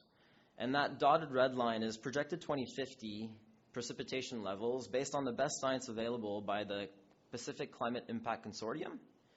So as you can see, the last 4 years we're already far below the precipitation levels that are projected for 31 years from now. In 2015, also what's not captured in this annual or in this summer precipitation is the monthly granularity. And August, even though August 2015 was pretty near average precipitation levels, all that precipitation happened in the last few days of the month. So in terms of long-term planning that is involved with the declaring of the stages and applying the drought management plan, that's some of the variability that's considered. The main data point that we have right now in the decision-making framework, those 7 points that were outlined earlier, the main data point that we have available at this point in time is the snow survey data. So SCRD's snow survey data is fed into the Provincial River Forecast Center, and there are monthly snow corridors done. Below in the picture, there's an arrow pointing towards the Chapman Snow Course, which is above Chapman Lake, and it's similar in the Edwards Lake case. This is done on a monthly basis. Supplementing this data is near real-time weather station with a snow depth gauge on it that was installed in September of 2017. That was installed as part of the Source Assessment Response Plan in partnership with the organizations listed. So what's the data saying? The data is saying, by this point in time, by the March survey, 80% of the annual snowpack is usually accumulated. So we shouldn't expect much deviation from these trends at this point. For Chapman, we have 12% less snow water equivalent than average. And our average is spotty because we've only recently started to do these snow cores again. The snow water equivalent is the height of the water column if all the snow was melted. So that's how fluffy, light snow is compared with dense, icy snow. And that's the number that's important. So at Chapman, it's 12% below average. And for Edwards, we're looking at 23% below average going into the summer this year.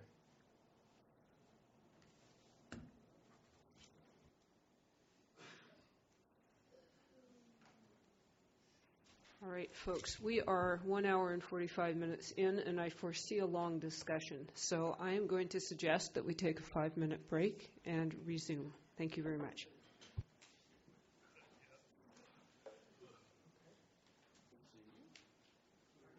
All right, folks, let's resume our deliberations here. We have before us a drought manager report, and I am sure there are lots of questions. Would anybody like to go first? I think we are, the presentation was on the report, and we have received the report, so I think we are good to go for the whole, Director Seegers? I think there's a lot more information in the actual report. I think I found the presentation was more of an overview, and there, you know, if we're staying on the presentation, I have no questions at this point. Perhaps we could get a very brief introduction to the report. That'd be good. Well, the trouble is that the presentation is going to overlap into the report just pretty much invariably, so I think we should go ahead and do the, yeah, thank you. Okay, thank you, Chair. Yeah, the purpose of the report is simply to provide an overview of the implementation of the drought management plan in the summer of 2018. So some more specifics about 2018. A lot of it was touched on already on the introduction in the presentation. A few things that made 2018 unique were that it was the second summer in a row where the siphon system was relied upon to ensure Chapman system would not run out of water for human health, fire protection, and EFN, environmental flow needs. It was also the third stage 4 in 4 years. Thankfully, an above average snowpack mitigated the impact of a very warm and dry spring in 2018.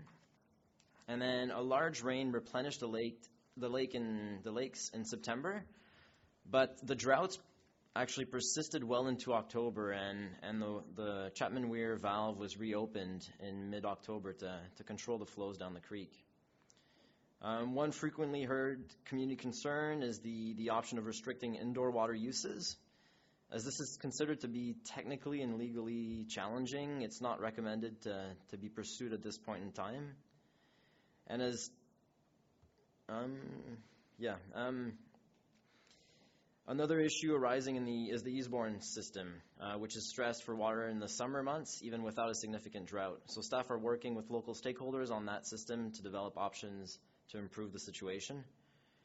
And based on the evaluation of the implementation of the DMP in 2018, no changes are recommended for moving forward. Thank you, Chair.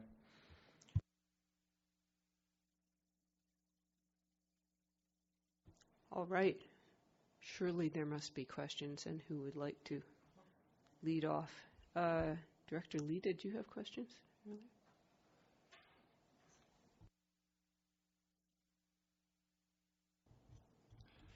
I noticed that on the graph, the water, I'm assuming it's the depth, seems to have leveled off at 4 on level 4. It didn't go down further percent in the reservoir. Did I get that right? I'm looking 42.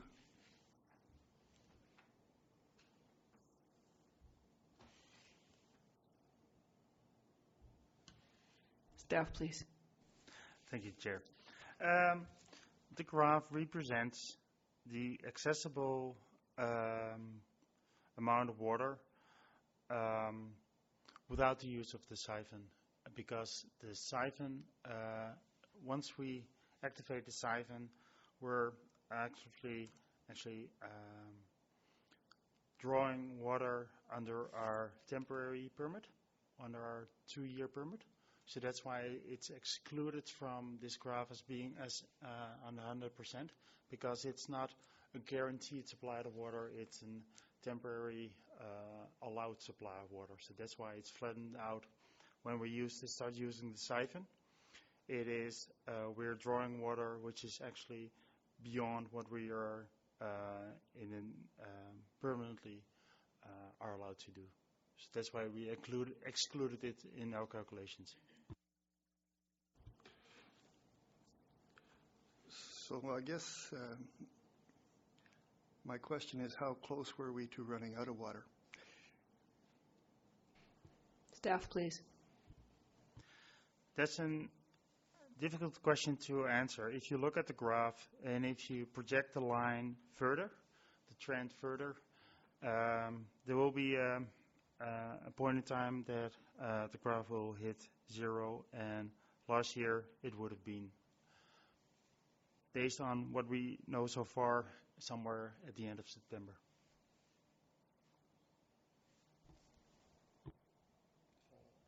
Director Hiltz. So a follow-up on, so the instrumentation for the lake level is located at the weir? Is that where, and then when the siphon is deployed and you're no longer having water at the weir, how are you monitoring the lake level? Staff, please. Thank you for the question. We have actual lake level monitoring behind the weir. Yeah, we have in the lake. So that's a human read, or is it instrumentation?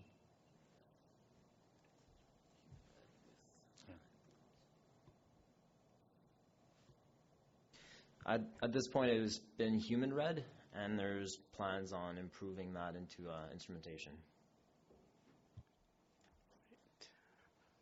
Director Beamish. I'm looking at the table on page 56 in the Schedule A, Drought Management Plan, Outdoor Water Use Restrictions. One thing it talks about is a container. What container are we talking about there when it refers to hand watering only with container? What kind of container? Staff, please. Thank you, Chair. We're just talking about a watering can. Oh, okay, okay, all right. I wonder if there's any way that this table or even our plan could reflect an encouragement of the use of captured water, that almost something that simply reflects that, hey, if you've got your own captured water system, that by all means we want you to encourage you to use that, to encourage more people to get into captured water. So they have that. I know my neighbors have containers on their property where they capture quite a bit of water, and that's what they use during the summer for all that watering. But we don't reference it in any way, and I just wonder if it's a way of encouraging that by simply talking about it, even talking about it on the table. And the other question I had was in terms of lawn watering. We do have it in permitting under stage 1, and the existing permit, I'm assuming those are short-term 1-week permits, are they not? Water for lawn watering? Staff, please. Thank you, Chair. To touch base on the first question, the drought management plan is only targeted at SCRD treated water. I appreciate that. And that's something that's part of the messaging with the rainwater harvesting rebate program, for example, where that stored water is not subject to the drought management plan. Yeah. And on the summary sheet, it can certainly be expanded in terms of making that clear. It'd be interesting to simply encourage that as an encouragement to people that they have their own ways of collecting water and to use that water. Yeah, that's my thought anyway. I hope to do that this year myself. And then the other question is on lawn permits. How long is a lawn permit? Is that just a 7-day permit? So the lawn watering permit is the 21-day permit? 21 days. Or until stage 4 is declared. Yeah. Or stage 3, sorry, is declared. Stage 2, yeah. Or So stage 3. a lawn watering permit acquired during stage 1 will still be valid during stage 2 if it falls within that 21-day period. Just an overlap then? Yeah. Okay. Yeah. So. Thank you. Director Seegers. Thank you. I have a number of questions about the report. I've also briefly looked at some other municipalities and what they're putting in place for their stages. And I think in ours, we're actually being overly generous. So we have noticed in the last few years that water consumption levels, and you've indicated it on page, hang on, let me find the page. Find where I highlighted it. Yes, on page 44. Just below the 2 bullets at the top, it says a technical analysis confirmed that if the targets were met in 2018 during all stages, calling stage 4 and use of the siphon system would have been avoided. So we did see in 2018 that the community actually did not follow the restrictions under the demand management stages that we put in place. So when you look in your report, you're indicating that we continue on in 2019 with the stages as identified. I pulled up Vancouver, I pulled up Calgary, I pulled up a couple of others, and compared to them, we are being overly generous in what we're allowing people for watering trees, watering lawns, etc. So I'm actually not in favor of going forward with what we have. There's also a different focus on vegetables versus trees and lawns in those other. I mean, I think we need to let people water vegetables. It's food. And I don't see that reflected as much in here either. They can actually, in Vancouver, for example, they can use a sprinkler in almost all the stages until they get to the very severe for watering their garden, but not for their lawn or their trees. They're only allowed as well 2 hours a week to water their lawns and their trees. We have 3 days a week where people can water their lawns and their trees during our stage 1. So I think this was a good start, but I think our community recognizes we have a water supply issue due to lack of storage at this time. I think this is a good opportunity for us to actually go back and revisit this and tighten up on some of these things so that we actually can potentially get further through the season this year than we have in past, given what we already know about the snowpacks. So personally, I will not support going forward with what we had previously. I think we need to do a little bit of work, a little bit of research, and tighten it up.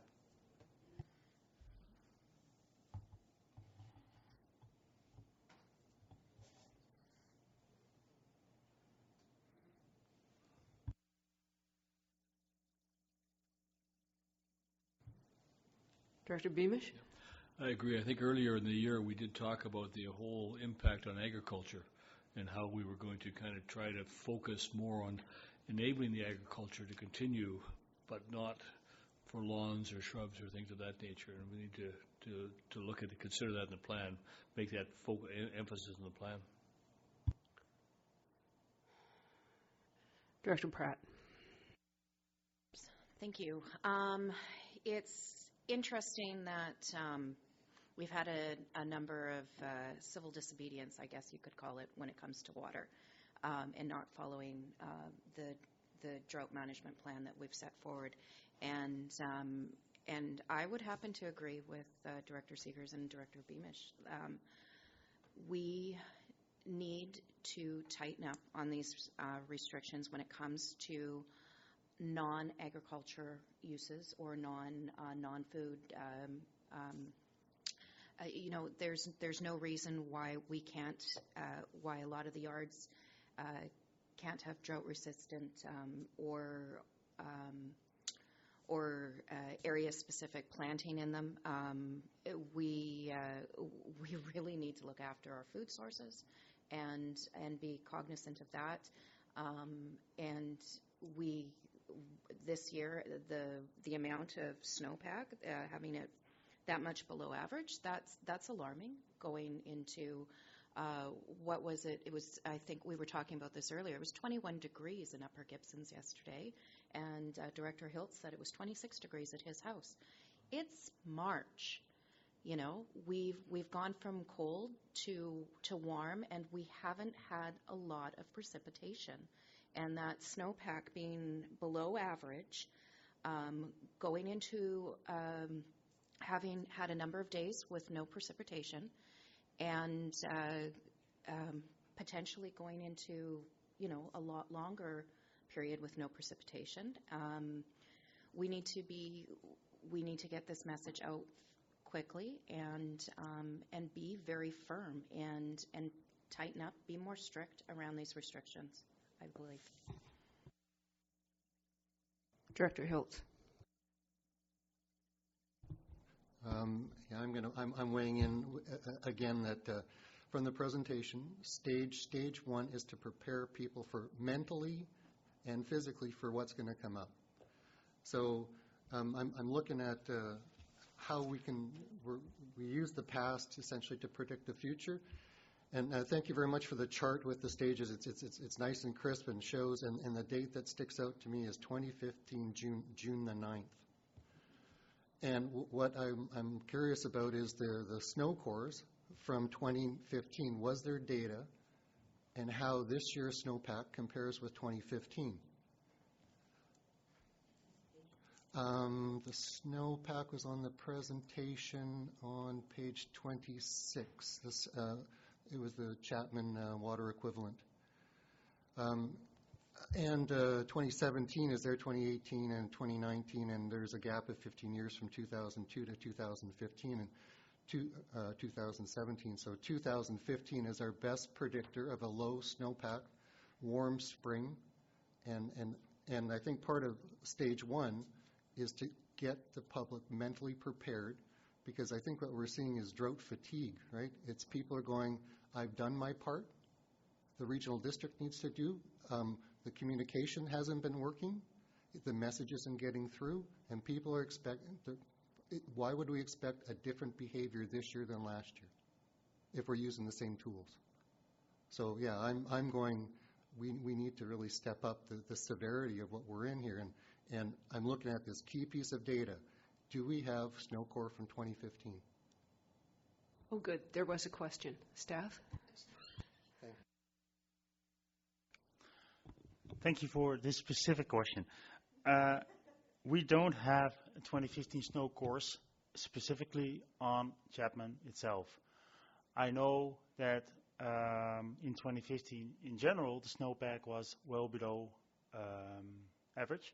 There was an El Nino as well. We're in a similar situation with low snowpack, dry than normal spring.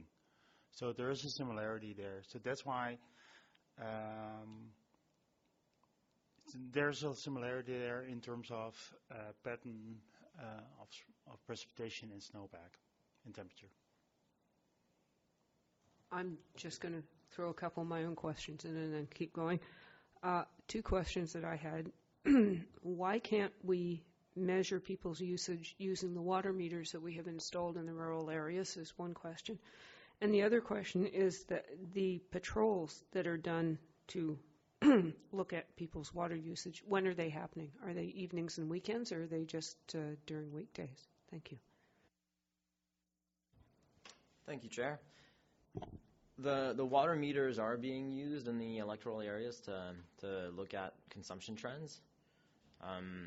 That's having that information available for specific property owners is part of the larger universal metering program discussion. The patrols, they increase in frequency as the stages escalate. Some are in the morning, some are in the evenings, and some are during the daytime. So they vary, and they try to target all areas equally. So they're not only focusing on one area. And yeah, thank you. Director Hills. Just a follow-up on the patrols. I'm wondering about the success. There's 10,000 connections, right, that you're trying to monitor. So how successful are the connections as a tool? Did they produce results? Was there success in the patrols? Like, is it a valid tool to be using and putting staff time into, behind, the phrase is windshield time, right? You're driving a lot. Is it a valid use of staff time, and is it delivering a result, the patrols? Staff, please. Thank you, Chair. So the patrols happen in multiple different formats. There's water conservation staff that do the patrols, and that's the strict purpose of going out with a vehicle or moving around the community. And then SCRD has a variety of staff that drive around our very linear and long community for a variety of other work reasons that are ears and eyes and communicate with water conservation staff. So there's two aspects to that. The big value with the patrols comes from making restrictions enforceable. Having policies and restrictions is one part of the equation, but if they're not enforceable or enforced, compliance is likely to suffer. And the B part is there's a lot of value in the engagement and the education that comes from having that patrol visit people at their property and engage them with material and underscoring the importance of water conservation in the drought situations that we have. Director Seegers. Thank you. I have a few here. This is actually directed to the directors. I know that there was an Agricultural Advisory Committee meeting recently. Did they talk about water at that meeting? It's coming up, I believe, next week. It's on the drought management plan is on the AAC agenda. Okay, so that's another reason to not necessarily move this forward today. Then on page 45 in our package, it does indicate that staff are only authorized to identify infractions visible from the public road. This is a conversation I had in Sechelt, and I was given to understand that our bylaw officers can actually go onto a property at any time. They have that right to do that. So I'm wondering why we don't have that right in the regional district to follow up. And that'll be through to staff. Staff, please.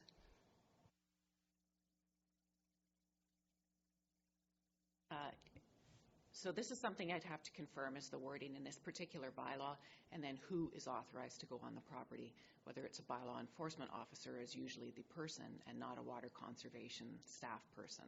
So there would be just a little bit more research I need to do to give you a complete answer.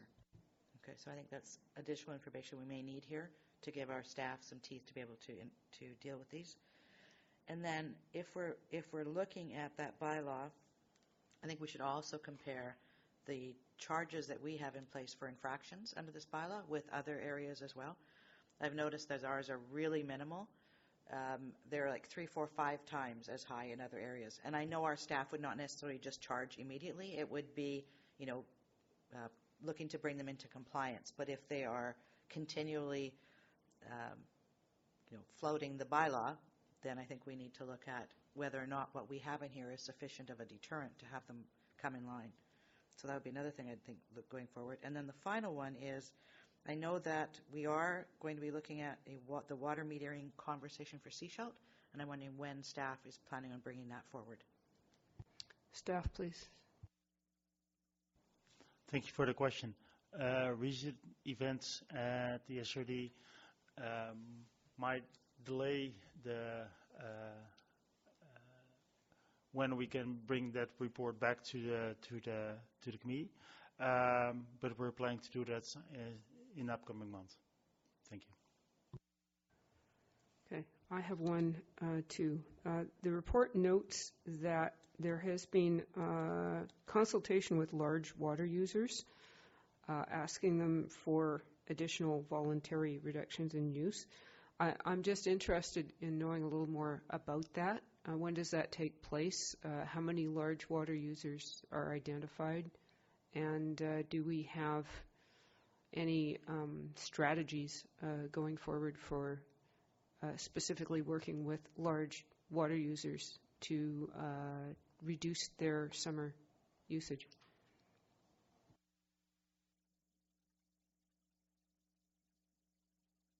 Thank you, Chair. I don't have an exact number of the large water users. Mostly the targeted engagement at stage 2 is with the member municipalities, with different businesses that are larger users, where we can have where that doesn't necessarily fit within the specific restrictions. Once we get to stage 3 and 4, the restrictions are a lot clearer there. I think probably the main stakeholder is obviously the fire department. They shift their training around. Our sports fields, irrigating fields uses a lot of water, so they do changes in how they maintain the fields to mitigate water demand prior to the higher levels. Those are some of the examples.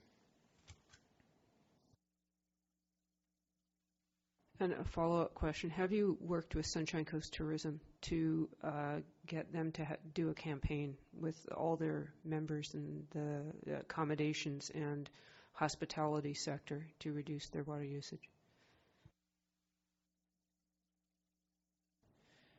Thank you, Chair. There has not yet been an SCRD, Sunshine Coast Tourism, targeted campaign.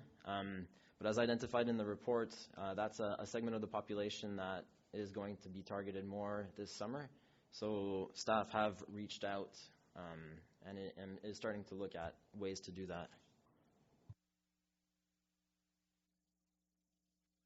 Director Seegers. I'm willing to put a motion forward if there are no other questions from the directors. Director Beamish. There's a question. Do you know if cannabis operations are high water users? They're indoor. You don't see them being used, but are they high water users?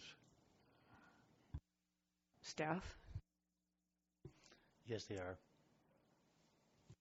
And do they wouldn't qualify as a food source, but do they come under agriculture?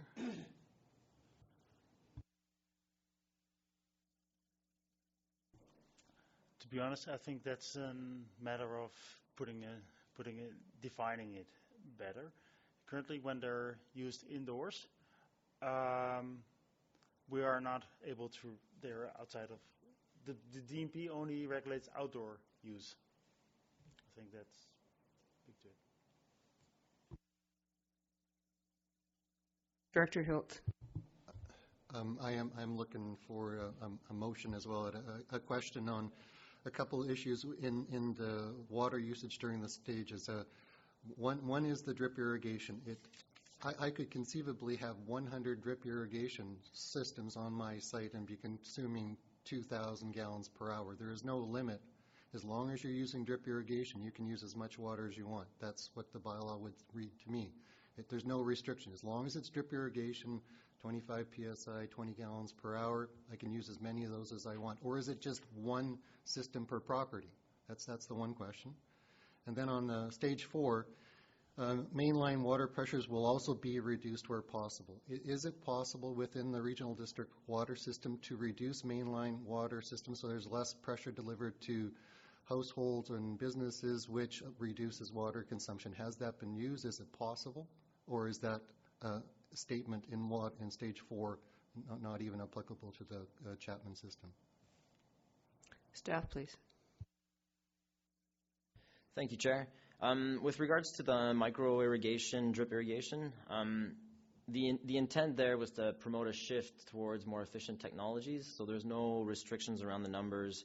The consideration was that the volume was with the pressure reducing device to 25 psi or less was going to be acceptable. In terms of reducing pressures, in most of our system, we could reduce the pressure.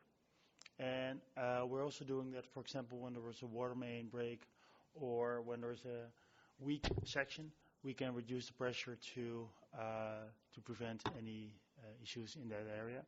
Have we used it as a tool during stage 4? Not yet. Director Seegers. Thank you. Follow up to that question then. I know that we have pressure issues in West Sechelt up at the top of the community.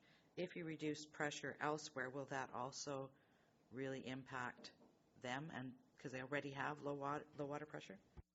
Staff, please. No, we can do that in isolated sections. So reducing it in one spot does not need to have an effect somewhere else in the system. Okay, I'm just going to bring forward a few comments from Director Theis, who couldn't be here today, who sent me a lengthy email. And his comment is much along what's being said here. He feels that anything before stage 2 is essentially useless and creates a precedent where people ignore things until we get to stage 3. So he would like to make it a lot more simple, to insist that new lines be installed before May 1st, to educate people on water conservation, stage 2 not to allow car washing and lawn watering, and stage 3 no more pool filling, hand and drip irrigation of growing beds and trees only. Right. And he also raised the question of, since we have water meters, how can we use them to help promote conservation? If we see people using a lot of water, can we send them a letter saying that you're exceeding a consumption limit and whatever? Thank you. Staff. On that last point, where we have meters in place, we use them to inform us to target our efforts in terms of outreach and education.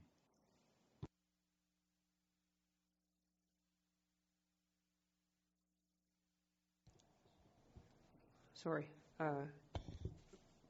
Director Lamb. Just on the presentation you gave us here on the big screen here, one of the graphs that you used Gibson's, the rainfall in Gibson's, and on the graph you compared it with the rainfall in Sechelt.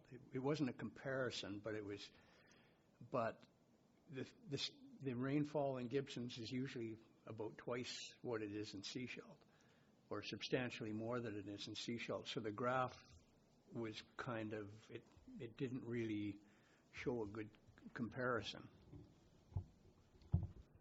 Staff, please. Thank you, Chair. The graph in question, there's always some granularity of data that's gained when you're going into more specific points. And the Pacific Climate Impact Consortium is struggling with the same issues at this point, is how to use point data to extrapolate regional trends. The Sechelt weather station is what staff currently use because of the proximity to the water treatment plant, and that's the one where most of the population is. But you're correct when pointing out that the baseline, and the other point to note is the Sechelt weather station does not have any historical information, which is why the Gibson's weather station has been the primary focus for climate modeling in this area. Okay. Director Seegers. Thank you. I'd like to put forward a motion that we have staff review water restriction stages in other communities and look to further restrict water uses in our drought management plan, starting at stage 1. Except for food. I think food should be included in all or well, at least the first few stages. Also review the charges for infractions in other municipalities and bring back some recommendations to committee for implementation on the Sunshine Coast.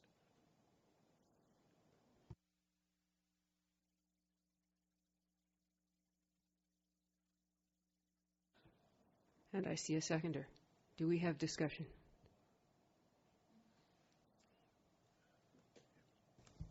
Okay. Could you read that back just so that we... No. That staff review water restriction stages in other communities and look to further restrict water uses starting at stage 1, except for food. Also review charges for infractions in other communities and then report back to the committee. Do I see any further discussion on this point? Director Hiltz.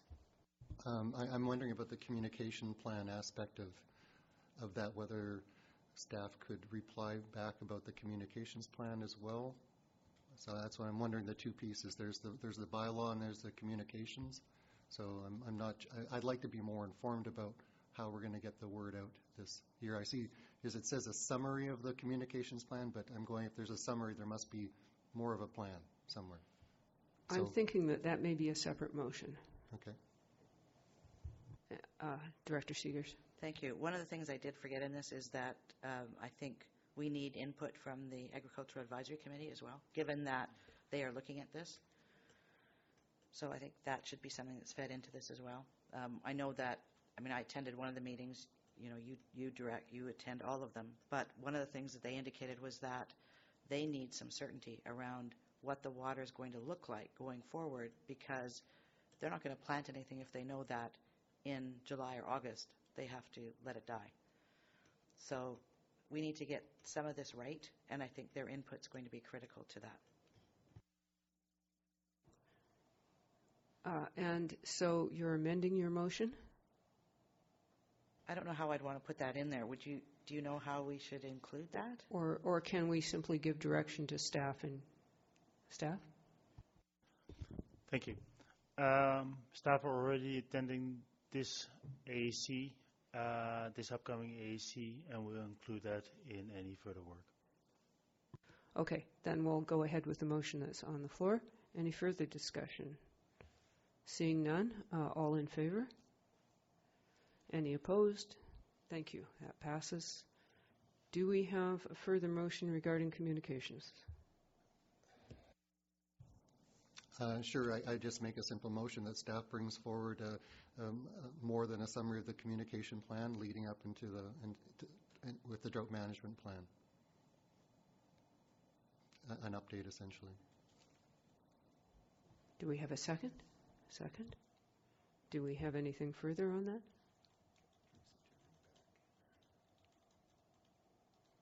Are we confident that we have our motion?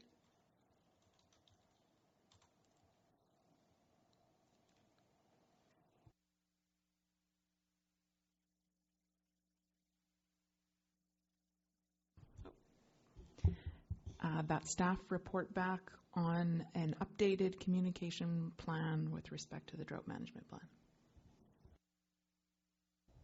I guess timelines would be the only issue in there. It's better sooner than later. What I'm not sure staff's capacity. What would make sense? Staff, please. Staff, I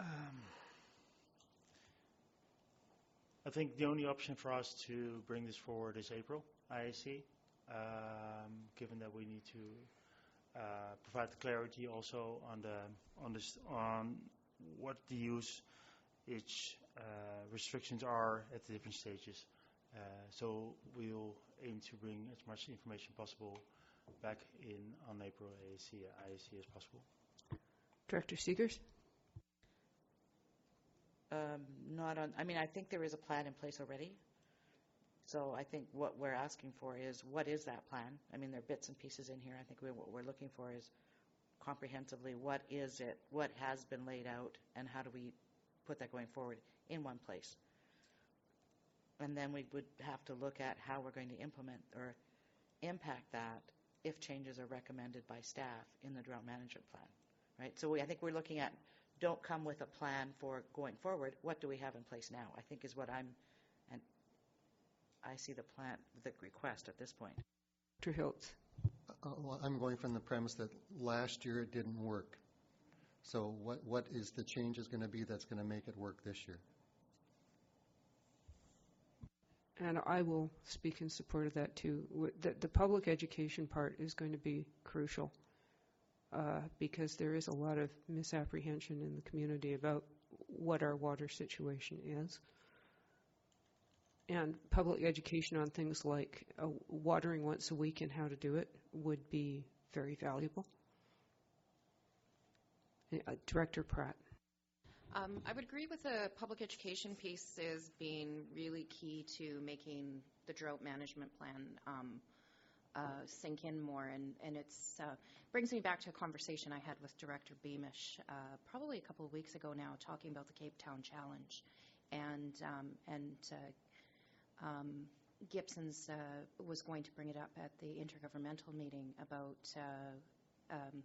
the Cape Town Challenge essentially is challenging everyone on the Sunshine Coast to live on 50 liters of water per day for one day going into sometime in June. And that might, and that's something we'll have to suss out with the other governments and the communication around that. But that's one of the key education pieces is this is what it looks like to only have 50 liters per day if you don't manage your system properly. So I'd like, as elected officials, I'd like us to really take leadership as well with this.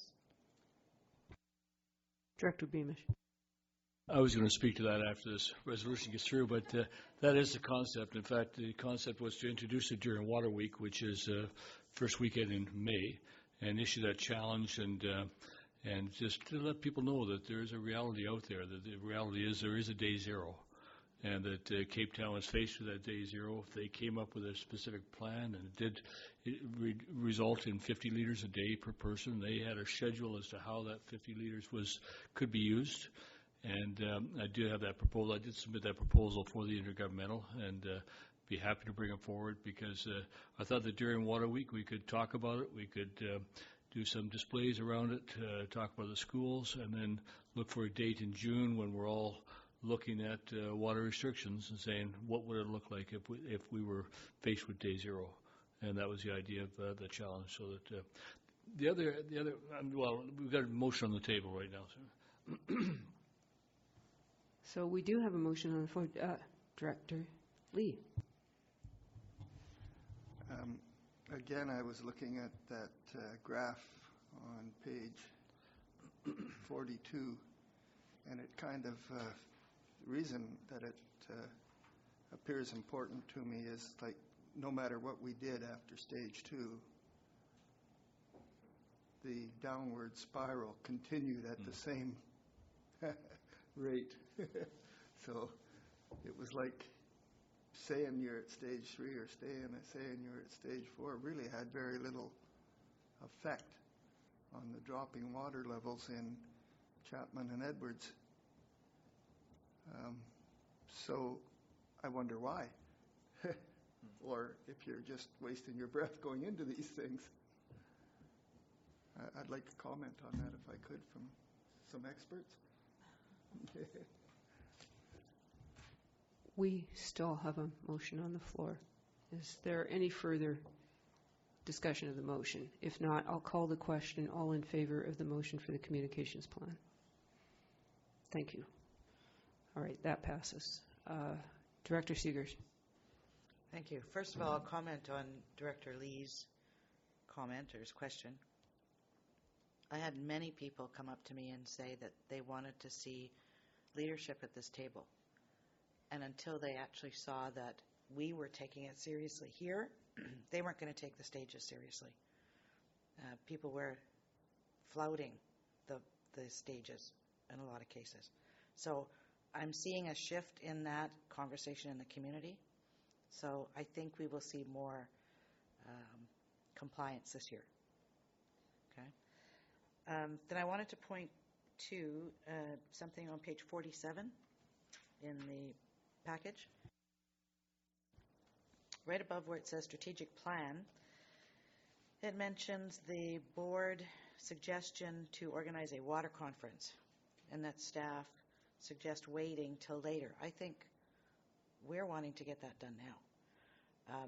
In light of potentially changing the drought management plan, I think that could be part of a huge community conversation. And I think we as a board may want to take more of an initiative around that. I don't know what that looks like, but we might want to take more of an initiative given that we are tasking staff with a lot to do. So I would like to see this continue to move forward in the spring, fairly soon, potentially in conjunction with the Water Week, right? So again, I don't know what that looks like, but I think if we put our heads together with some staff, I think we can come up with something that we could move forward. Director Pratt. I would agree with that, and I think back to what Gibson's council did last term, where the councillors had their dialogue sessions, and those they were informal sessions. They were completely run by council members and held, for community members that wanted to come out. They were very successful, and it operated. It had a lot of discussion around and a lot of awareness, and they also live streamed on Facebook, so it was available for the public as well.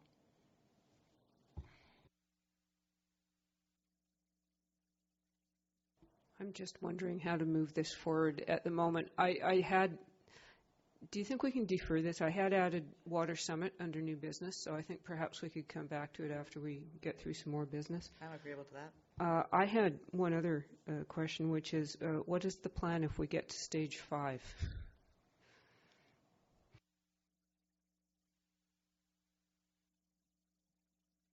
Staff.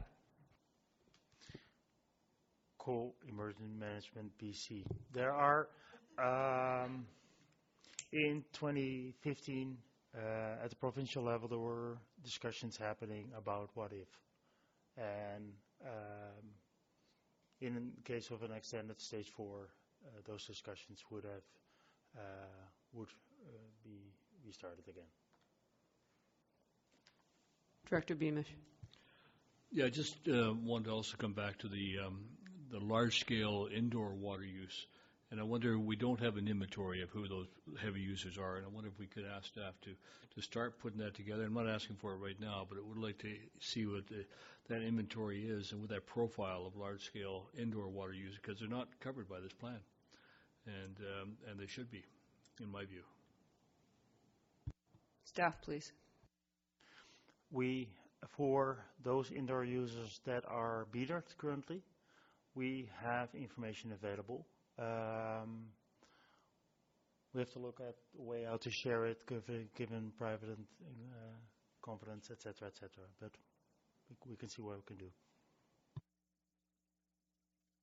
Director Hiltz. I got a question on the data side, following up with Director Lee, and the granularity. So we don't have complete information about the Chapman watershed.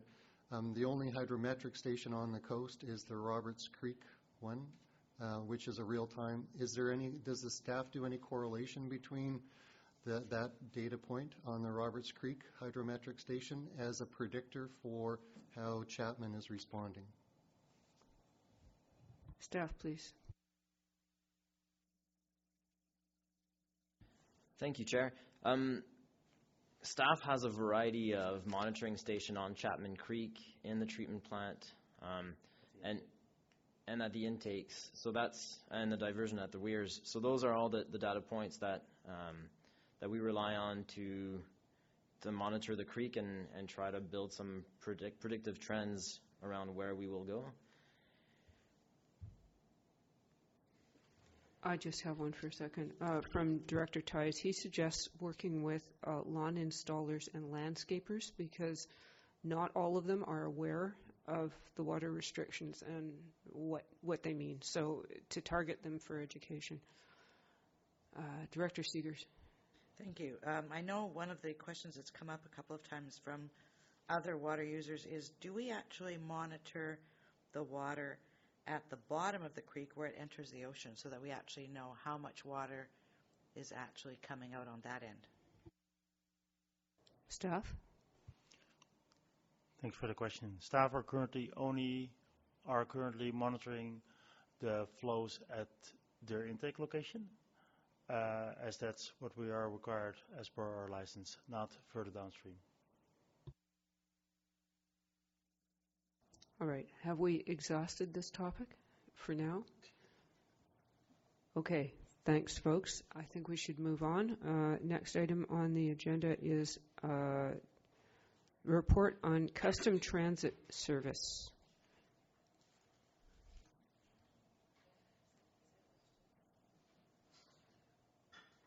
Staff, please. Thank you. Thank you, Chair. The purpose of this report is to provide an update on some changes to the custom transit service the SRD provides to residents with mobility challenges. The first change is the implementation by BC Transit of an in-person assessment by a mobility coordinator of every new applicant for the custom transit service. BC Transit contracted a local professional occupational therapist to do these assessments. The objective is to better match client transportation needs with the available transit services, and in this way to increase both client mobility and the effectiveness of the system. The second change is an increased focus by the provincial government and BC Transit for an enhanced equity in service between custom and conventional transit service. Staff will explore options to provide custom transit service during similar operating hours as conventional transit service, and will report back to the board later this year on options and operational and financial implications. And staff will be pleased to answer any questions the committee might have. I'm going to weigh in here.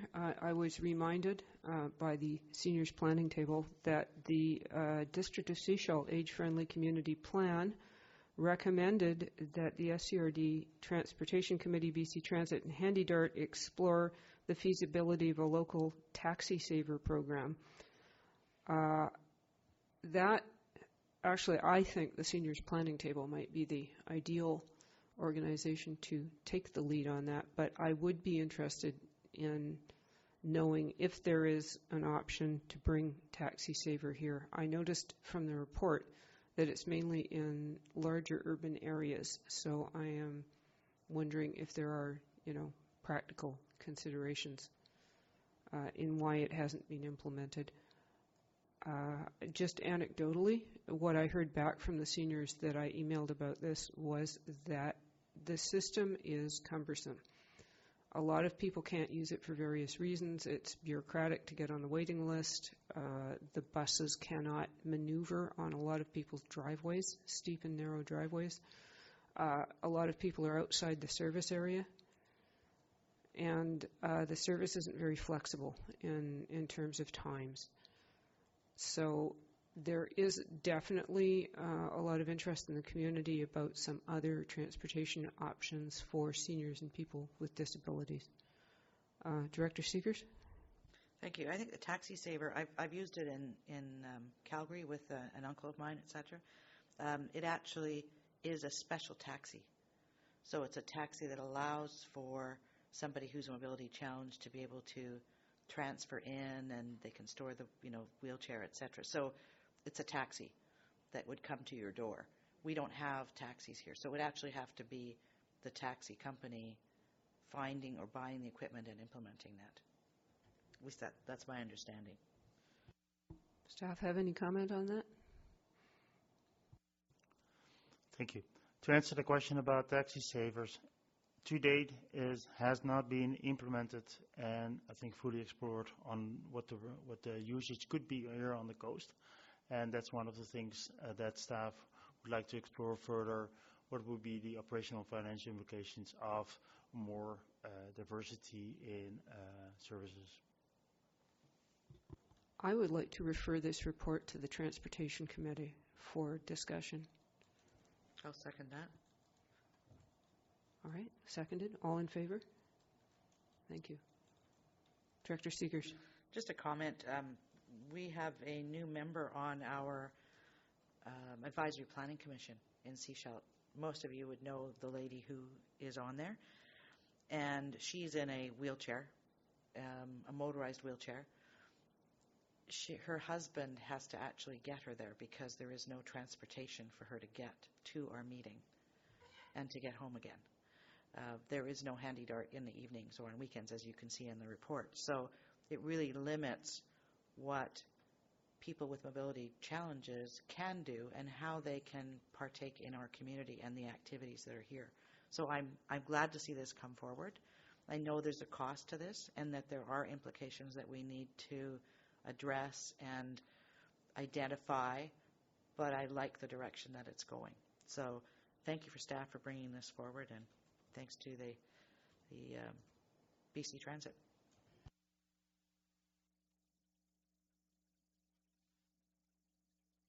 All right.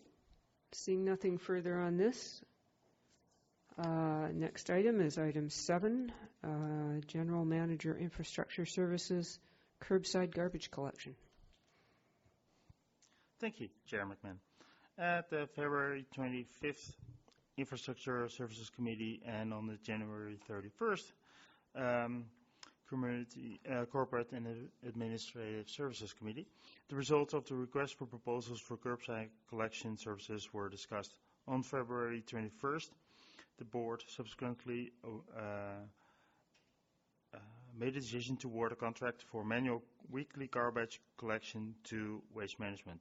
Staff reported on the cost for this type of collection at the March 14th Corporate and Administrative Services Committee meeting, while the cost for biweekly collection were already included in earlier reports.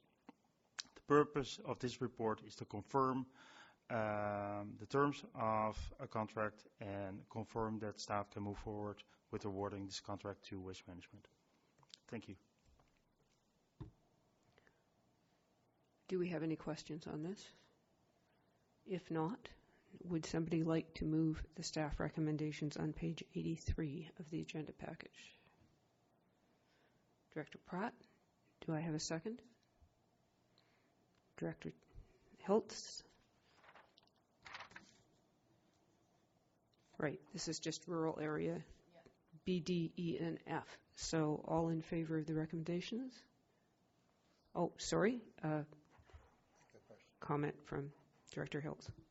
I'm seeking some clarification on the page 84 in the 77 liters versus the 120 liters. So I'm just trying to, this is within the scope of the RFP, or I'm just trying to understand where the 120 number came from in terms of the biweekly. And could somebody conceivably use 2 cans? Like someone who can't carry 120 liters, could they use 2 60-liter containers? People are expressing this as, I can't manage 120 liters, and if I want to put out 120 liters, I need 2 cans. So is this within the scope? Is that clear? Staff, please. Thank you for the question. The 120 liters is included in the proposal by Waste Management. So it's at the time when the board decides to switch from weekly to biweekly, the SRD has full authority to limit that and to put another max volume of can in place. So at that time we can have that discussion with Waste Management. This is what the RFP would allow for. Thank you. Okay. Any further questions? If not, I'm going to call this vote. All in favor? Thank you. That passes. So, next item on the agenda is a water summit. And I guess the questions are who would lead this parade, when, and what would be the desired outcomes of it. this sounds to me like it could be quite a long conversation. So what is the next step that we can take along this road, given the urgency of it? In fact, I think having a water summit in the middle of a water shortage would be a great idea. It would focus our attention. But do we have any comments or suggestions? Director Beamish. I think we have two options to go for. One is to say further conversation about the issue in a broad way with the community, and the other is to look at that water management plan and just move forward and try to organize a group, and maybe that group would then be the organizers of a water summit and have looking at the coast, looking after the interests of the coast on water. So the outcome of a water summit could be, again, organizing a water management group sort of thing. So one way or the other, we need to get probably to that water management group, that we have some coordination on the coast and how we're doing things. Director Seegers. Thank you. It looks like, if the will of the board is behind this, that we would actually be looking at changing the drought management plan this year. And I think that's an amazing opportunity to engage the community. Those of us who went over to the Squamish Nation took part in an open space session, which is something that I think as a board we could handle if we had some materials to present whatever the decisions are that we've made at this point. And like briefly, this is the drought management plan. These are the decisions that we've made as a board in moving water storage supply issues forward at this point, and then go into an open space session that would not require a lot of staff time, would allow the community to be engaged and raise the issues and concerns and have the conversations that we need to have. Yes. Director Pratt. I'll just say I really like that. It was a great session in doing it like that, and it would it's a very engaging way of doing it. And certainly, if we ask each group to assign a recorder as well as a facilitator, I think it could be very successful for the coast. I'm just going to comment that the way it worked was that there were a lot of pieces of paper and pens put out in the center of the room, and there were signs around the room like A, B, C, D, E, F, and people wrote down the topics they wanted to talk about, and then they were stuck up on a wall. Some of them ended up being the same topic, and they were assigned a place in the room. And one member of the Squamish Nation was a facilitator for each group.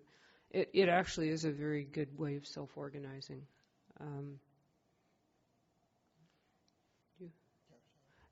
Director Hills. I like the idea as well. The question I have is, there was an offer, I think, from the town of Gibson CAO to put an invitation. I'm trying to understand if maybe Director Beamish knows more about what the CAO from Gibson's was offering in terms of inviting people to talk about governance. And I'm just wondering if this looks like one piece of the puzzle. So if there's some more details there. I think, as I say, it's a question of timing, whether the governance piece comes out of a water summit and we go forward with a plan, or whether we put together a group and we say we are going to move forward to governance.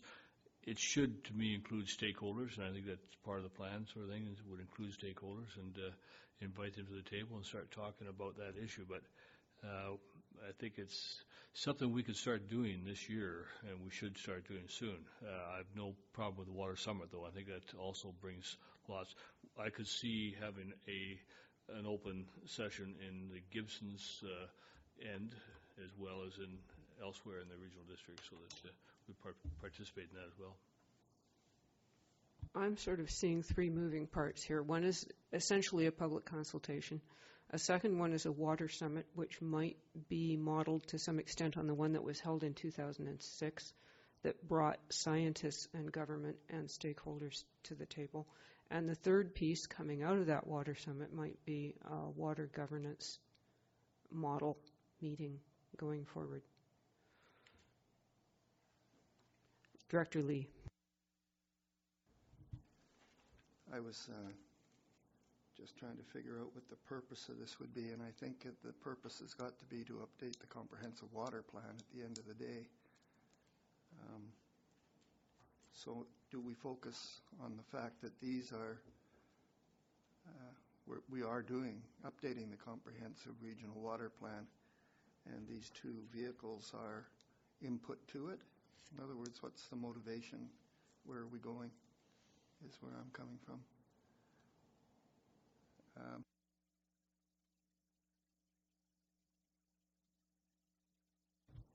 I think the most important part of this is to update the comprehensive regional water plan with the new plans that we have now, or the action plans we have now. Because when I was looking at that graph, I think people are tired of being beat up with no action. And I think they're just sitting there waiting to run out of water, so we'll do something. So if we are seen to do something now, we'll probably get better compliance with what we need to get us there. So that's my thoughts. Staff, please. Thank you. I think an important piece in this conversation is where the board is at with their strategic plan right now, because that will help staff focus priorities and resources on what the board as a whole determines are a priority. I mean, clearly water is a priority, but we are not at that point with our strategic plan yet. I did have the opportunity to meet with our consultant yesterday briefly and look at the draft framework, provide some notes of feedback from the board, and discuss going forward with tactics and targets. And I think perhaps it might be beneficial to wait a little bit until we are a little further with our strategic plan. Director Seegers. Thank you. What I'm hearing around the table up here is that we're actually not looking for a lot of staff input. We're looking at, as a board, taking this on with minimal staff input. And it is a conversation that we want to have this spring. So whether or not our strategic plan is done, I think this is something that needs to go forward. We are going into a situation where we are going to have a drought this summer, and we need to get on top of this up front so that we have buy-in by the community on the implementation of what we're looking at doing. Staff, please. Thank you, Chair. On the note and on the hearing, listening to the discussion on the summit, one of the things included in the plan, in the drought management plan report, is to have public engagement sessions leading up to this summer. Those are scheduled, those will be scheduled in April, May.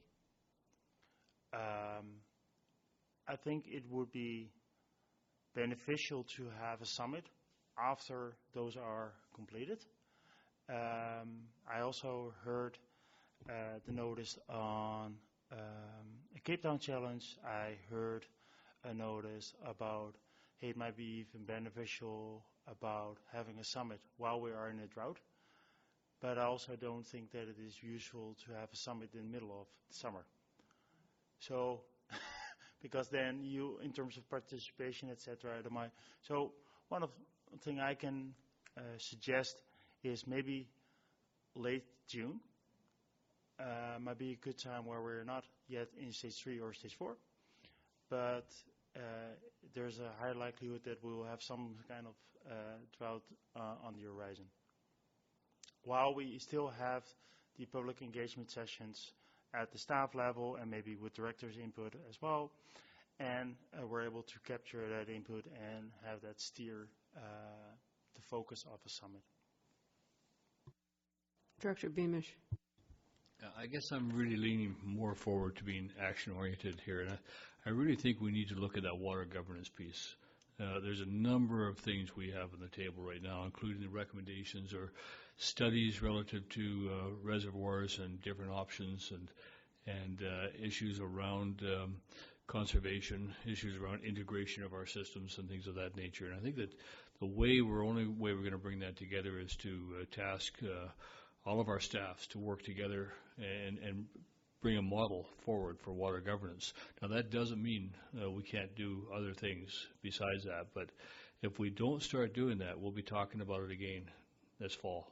And some of us are going to be attending the water conference in Parksville shortly, and we're going to gain more information about water conservation, water governance, but I really think that we need to look at bringing our jurisdiction together and focusing on water and what the best solutions are for the coast. We have a lot of competent people on our staffs. We have a lot of competent people in the community who I think could come together with that. They could actually be the ones later in the process to bring together a water summit and say what the work is to be done and how to go forward. So I think the governance piece is important, and I think we really need to consider moving forward with that at an early opportunity. Director Seegers. Thank you. I agree with the water governance piece, and I see that as separate at this point from engagement with the community. Right? I think this is the water governance piece. I think at this point is the governments and our staff coming together to say how do we see it working? Because one of the issues that we need to buy in on as governments is once we set up this governance committee, which will be experts, etc., how does the information that they come forward with actually be brought forward as to the government, and how do we deal with that going forward? And I think that's part of the framework for the governance board that has to get set up. So that's work that I don't think actually happens at the community level. So I see that as separate, and it needs to move forward at the same time. Well, my question is, if we had some sort of regional water authority, would they then own the comprehensive water plan? Or would the SCRD own that plan? Director Seegers. That's part of what the governance group would determine, is what level of authority do they have, what, should they have, right? And how and where does the information flow? That's all of what has to be sorted out inside of that. And as Manny indicated here, there are different models all over the place. And so we need to look at what is our model that we're going to have going forward. And that's the work that we need to do. And it has to be done at the government level, because we're the ones who have to then take that and action it at some point. So there needs to be buy-in. Director Lee.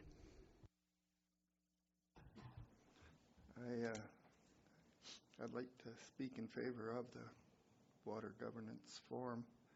A little bit different from outlook, though, that when North and South Pender put their comprehensive plan together, it started from a group of citizens and worked up to the plan.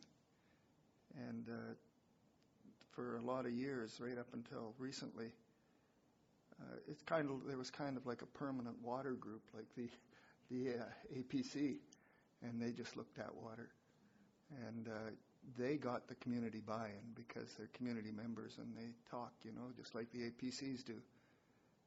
So I'm curious what the Water Governance Forum would look like and how citizens would be involved, because I believe that's what makes you successful, is to involve the community in this kind of planning, just like we do with our OPC.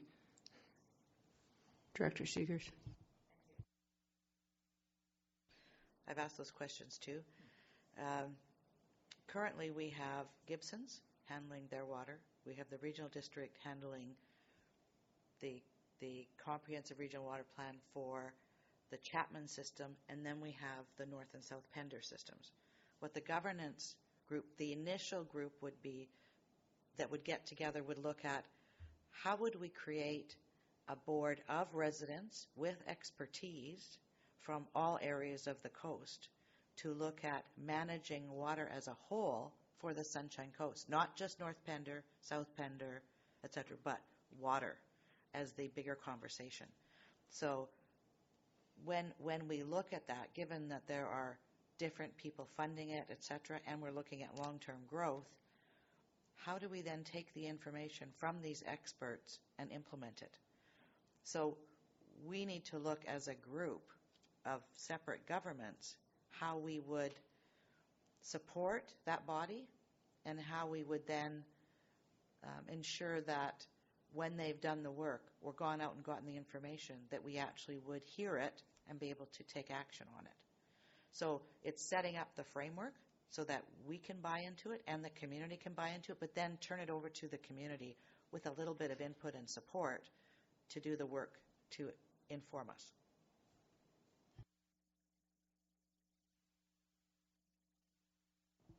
Okay. Do we have any actions coming forward, or have we talked ourselves to a standstill?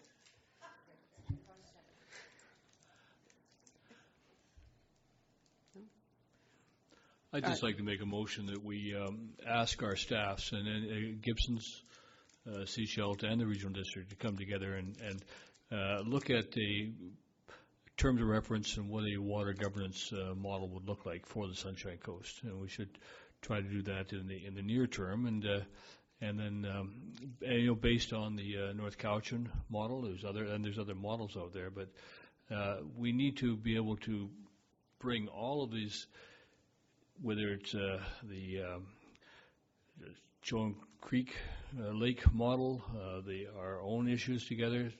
We're talking around water, but we're not doing anything about it yet, sort of thing. So we need to do that, and at the same time, we need to prepare for this season and all the publicity around that and the implementation. But I don't see that as being part of that group role. I think the group role has got to be starting to bring the attention to the water issue and how we're going to resolve it.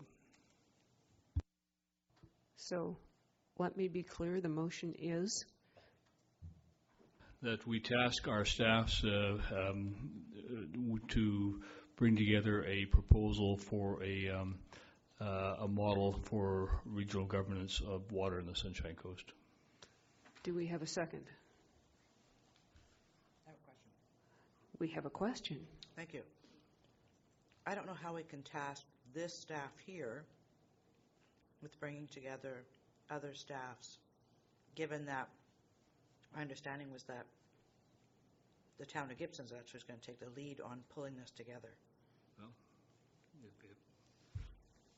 if the board's comfortable with the town of Gibson's doing the lead, I would ask staff at the town of Gibson's to do that and bring forward a proposal, and in concert with talking with the regional district, though, and others.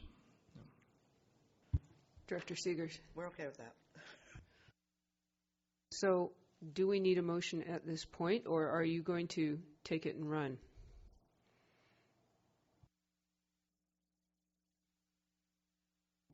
No, I think that I'd appreciate a motion that the board supports a proposal from the town of Gibson's to bring forward a governance model for consideration.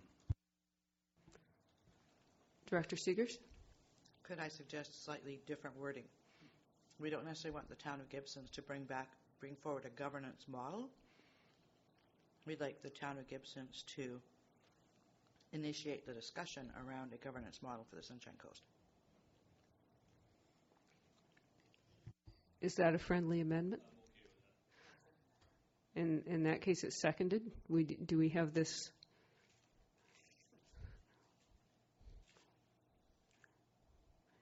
Do you want to give that one more time?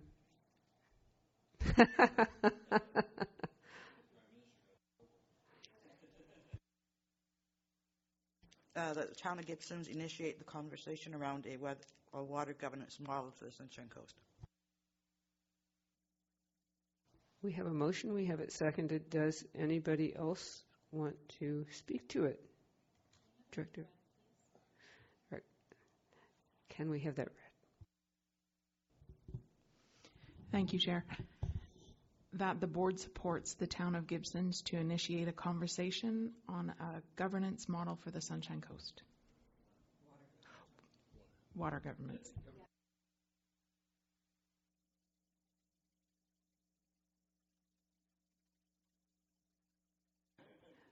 Director Pratt. Sorry, I had just wanted clarity because I wanted to make sure we weren't directing another government to do something. So yes. Yes. Then I fully I support the motion as it's been amended. Thank you. Director. So essentially, we're asking SERD staff to respond to the invitation that Gibson's is offering. Is that kind of? Director Beamish. No, we're asking, support the town of Gibson's request or recommendation that they take a lead on a governance model, but they would do it in concert with staff, SERD staff, and bring together a proposal to the regional district. Yeah. Director Hills. I'm just wondering how much are we trying to empower staff in terms of time and resources? I guess that's what I'm trying to. What are we trying to? How much are we trying to give them? I guess that's something they could come back to us with in the first instance, what the challenge they're doing that is in time frame. That makes sense to me. Any further comments? No? In that case, all in favor of the motion? Anyone opposed? No? That passes. Thank you. And the only other item I had of new business was a very brief one. I have been getting a lot of questions. Oh. Director Seegers. Thank you. I just wanted to make a comment for the record. It sounds like when the public engagement is happening around the water conversation going forward, it sounds like the board wants to take an active role in that. So we're going to want to be apprised of what's happening and be aware of and take part in whatever role we can. Staff, please. Staff heard that message, and we'll include that in our in the communication report that will be brought forward to the next committee meeting, and then we can go from there. Thank you. Good. Thank you very much. All right. The second last item here is I have been fielding a lot of questions from residents in my area about the landfill. The landfill in Sechelt is operated by a contractor. This apparently wasn't always the case, so the question is, when did we start contracting out the landfill? How does that work? You know, who runs it? Who supervises it? Could I just get a really quick update? Thank you. I can easily give you a quick update now, and if you still want to have a tour of the site, we're more than happy to organize that as well at a certain point. The site is managed, and the public drop-off area is totally managed as well by SRD staff. The only contractor that we have on site is actually the contractor that runs the landfill, the active phase where the actual garbage is buried. That's where we have a contract in place with specialized equipment and specialized certifications to do that.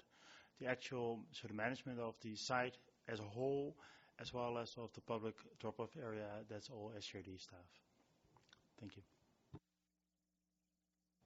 Great. That was concise and accurate. Thank you. Lovely. So, oh, yeah, and we'll have to have a tour, preferably not when it's really hot and smelly. Nice breezy day, cool breezy day would be nice. And I think our next item on the agenda is to move in camera. So I need a motion that the public be excluded from attendance at the meeting in accordance with Section 91A and C and I of the Community Charter.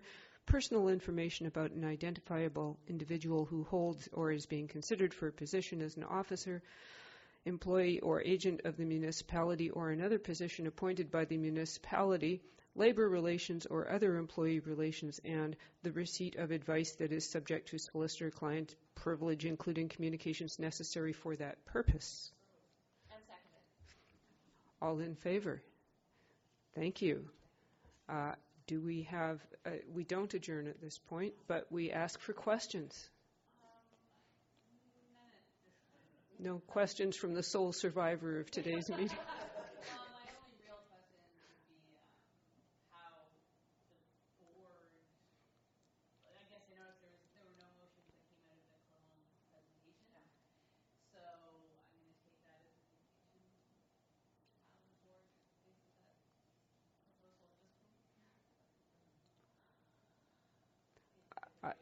I would venture to say that since it is not really in our comprehensive regional water plan, and that it wouldn't provide us with a relatively short-term solution to the crisis at hand, that we're probably not ready to do anything about Clahome right at this time.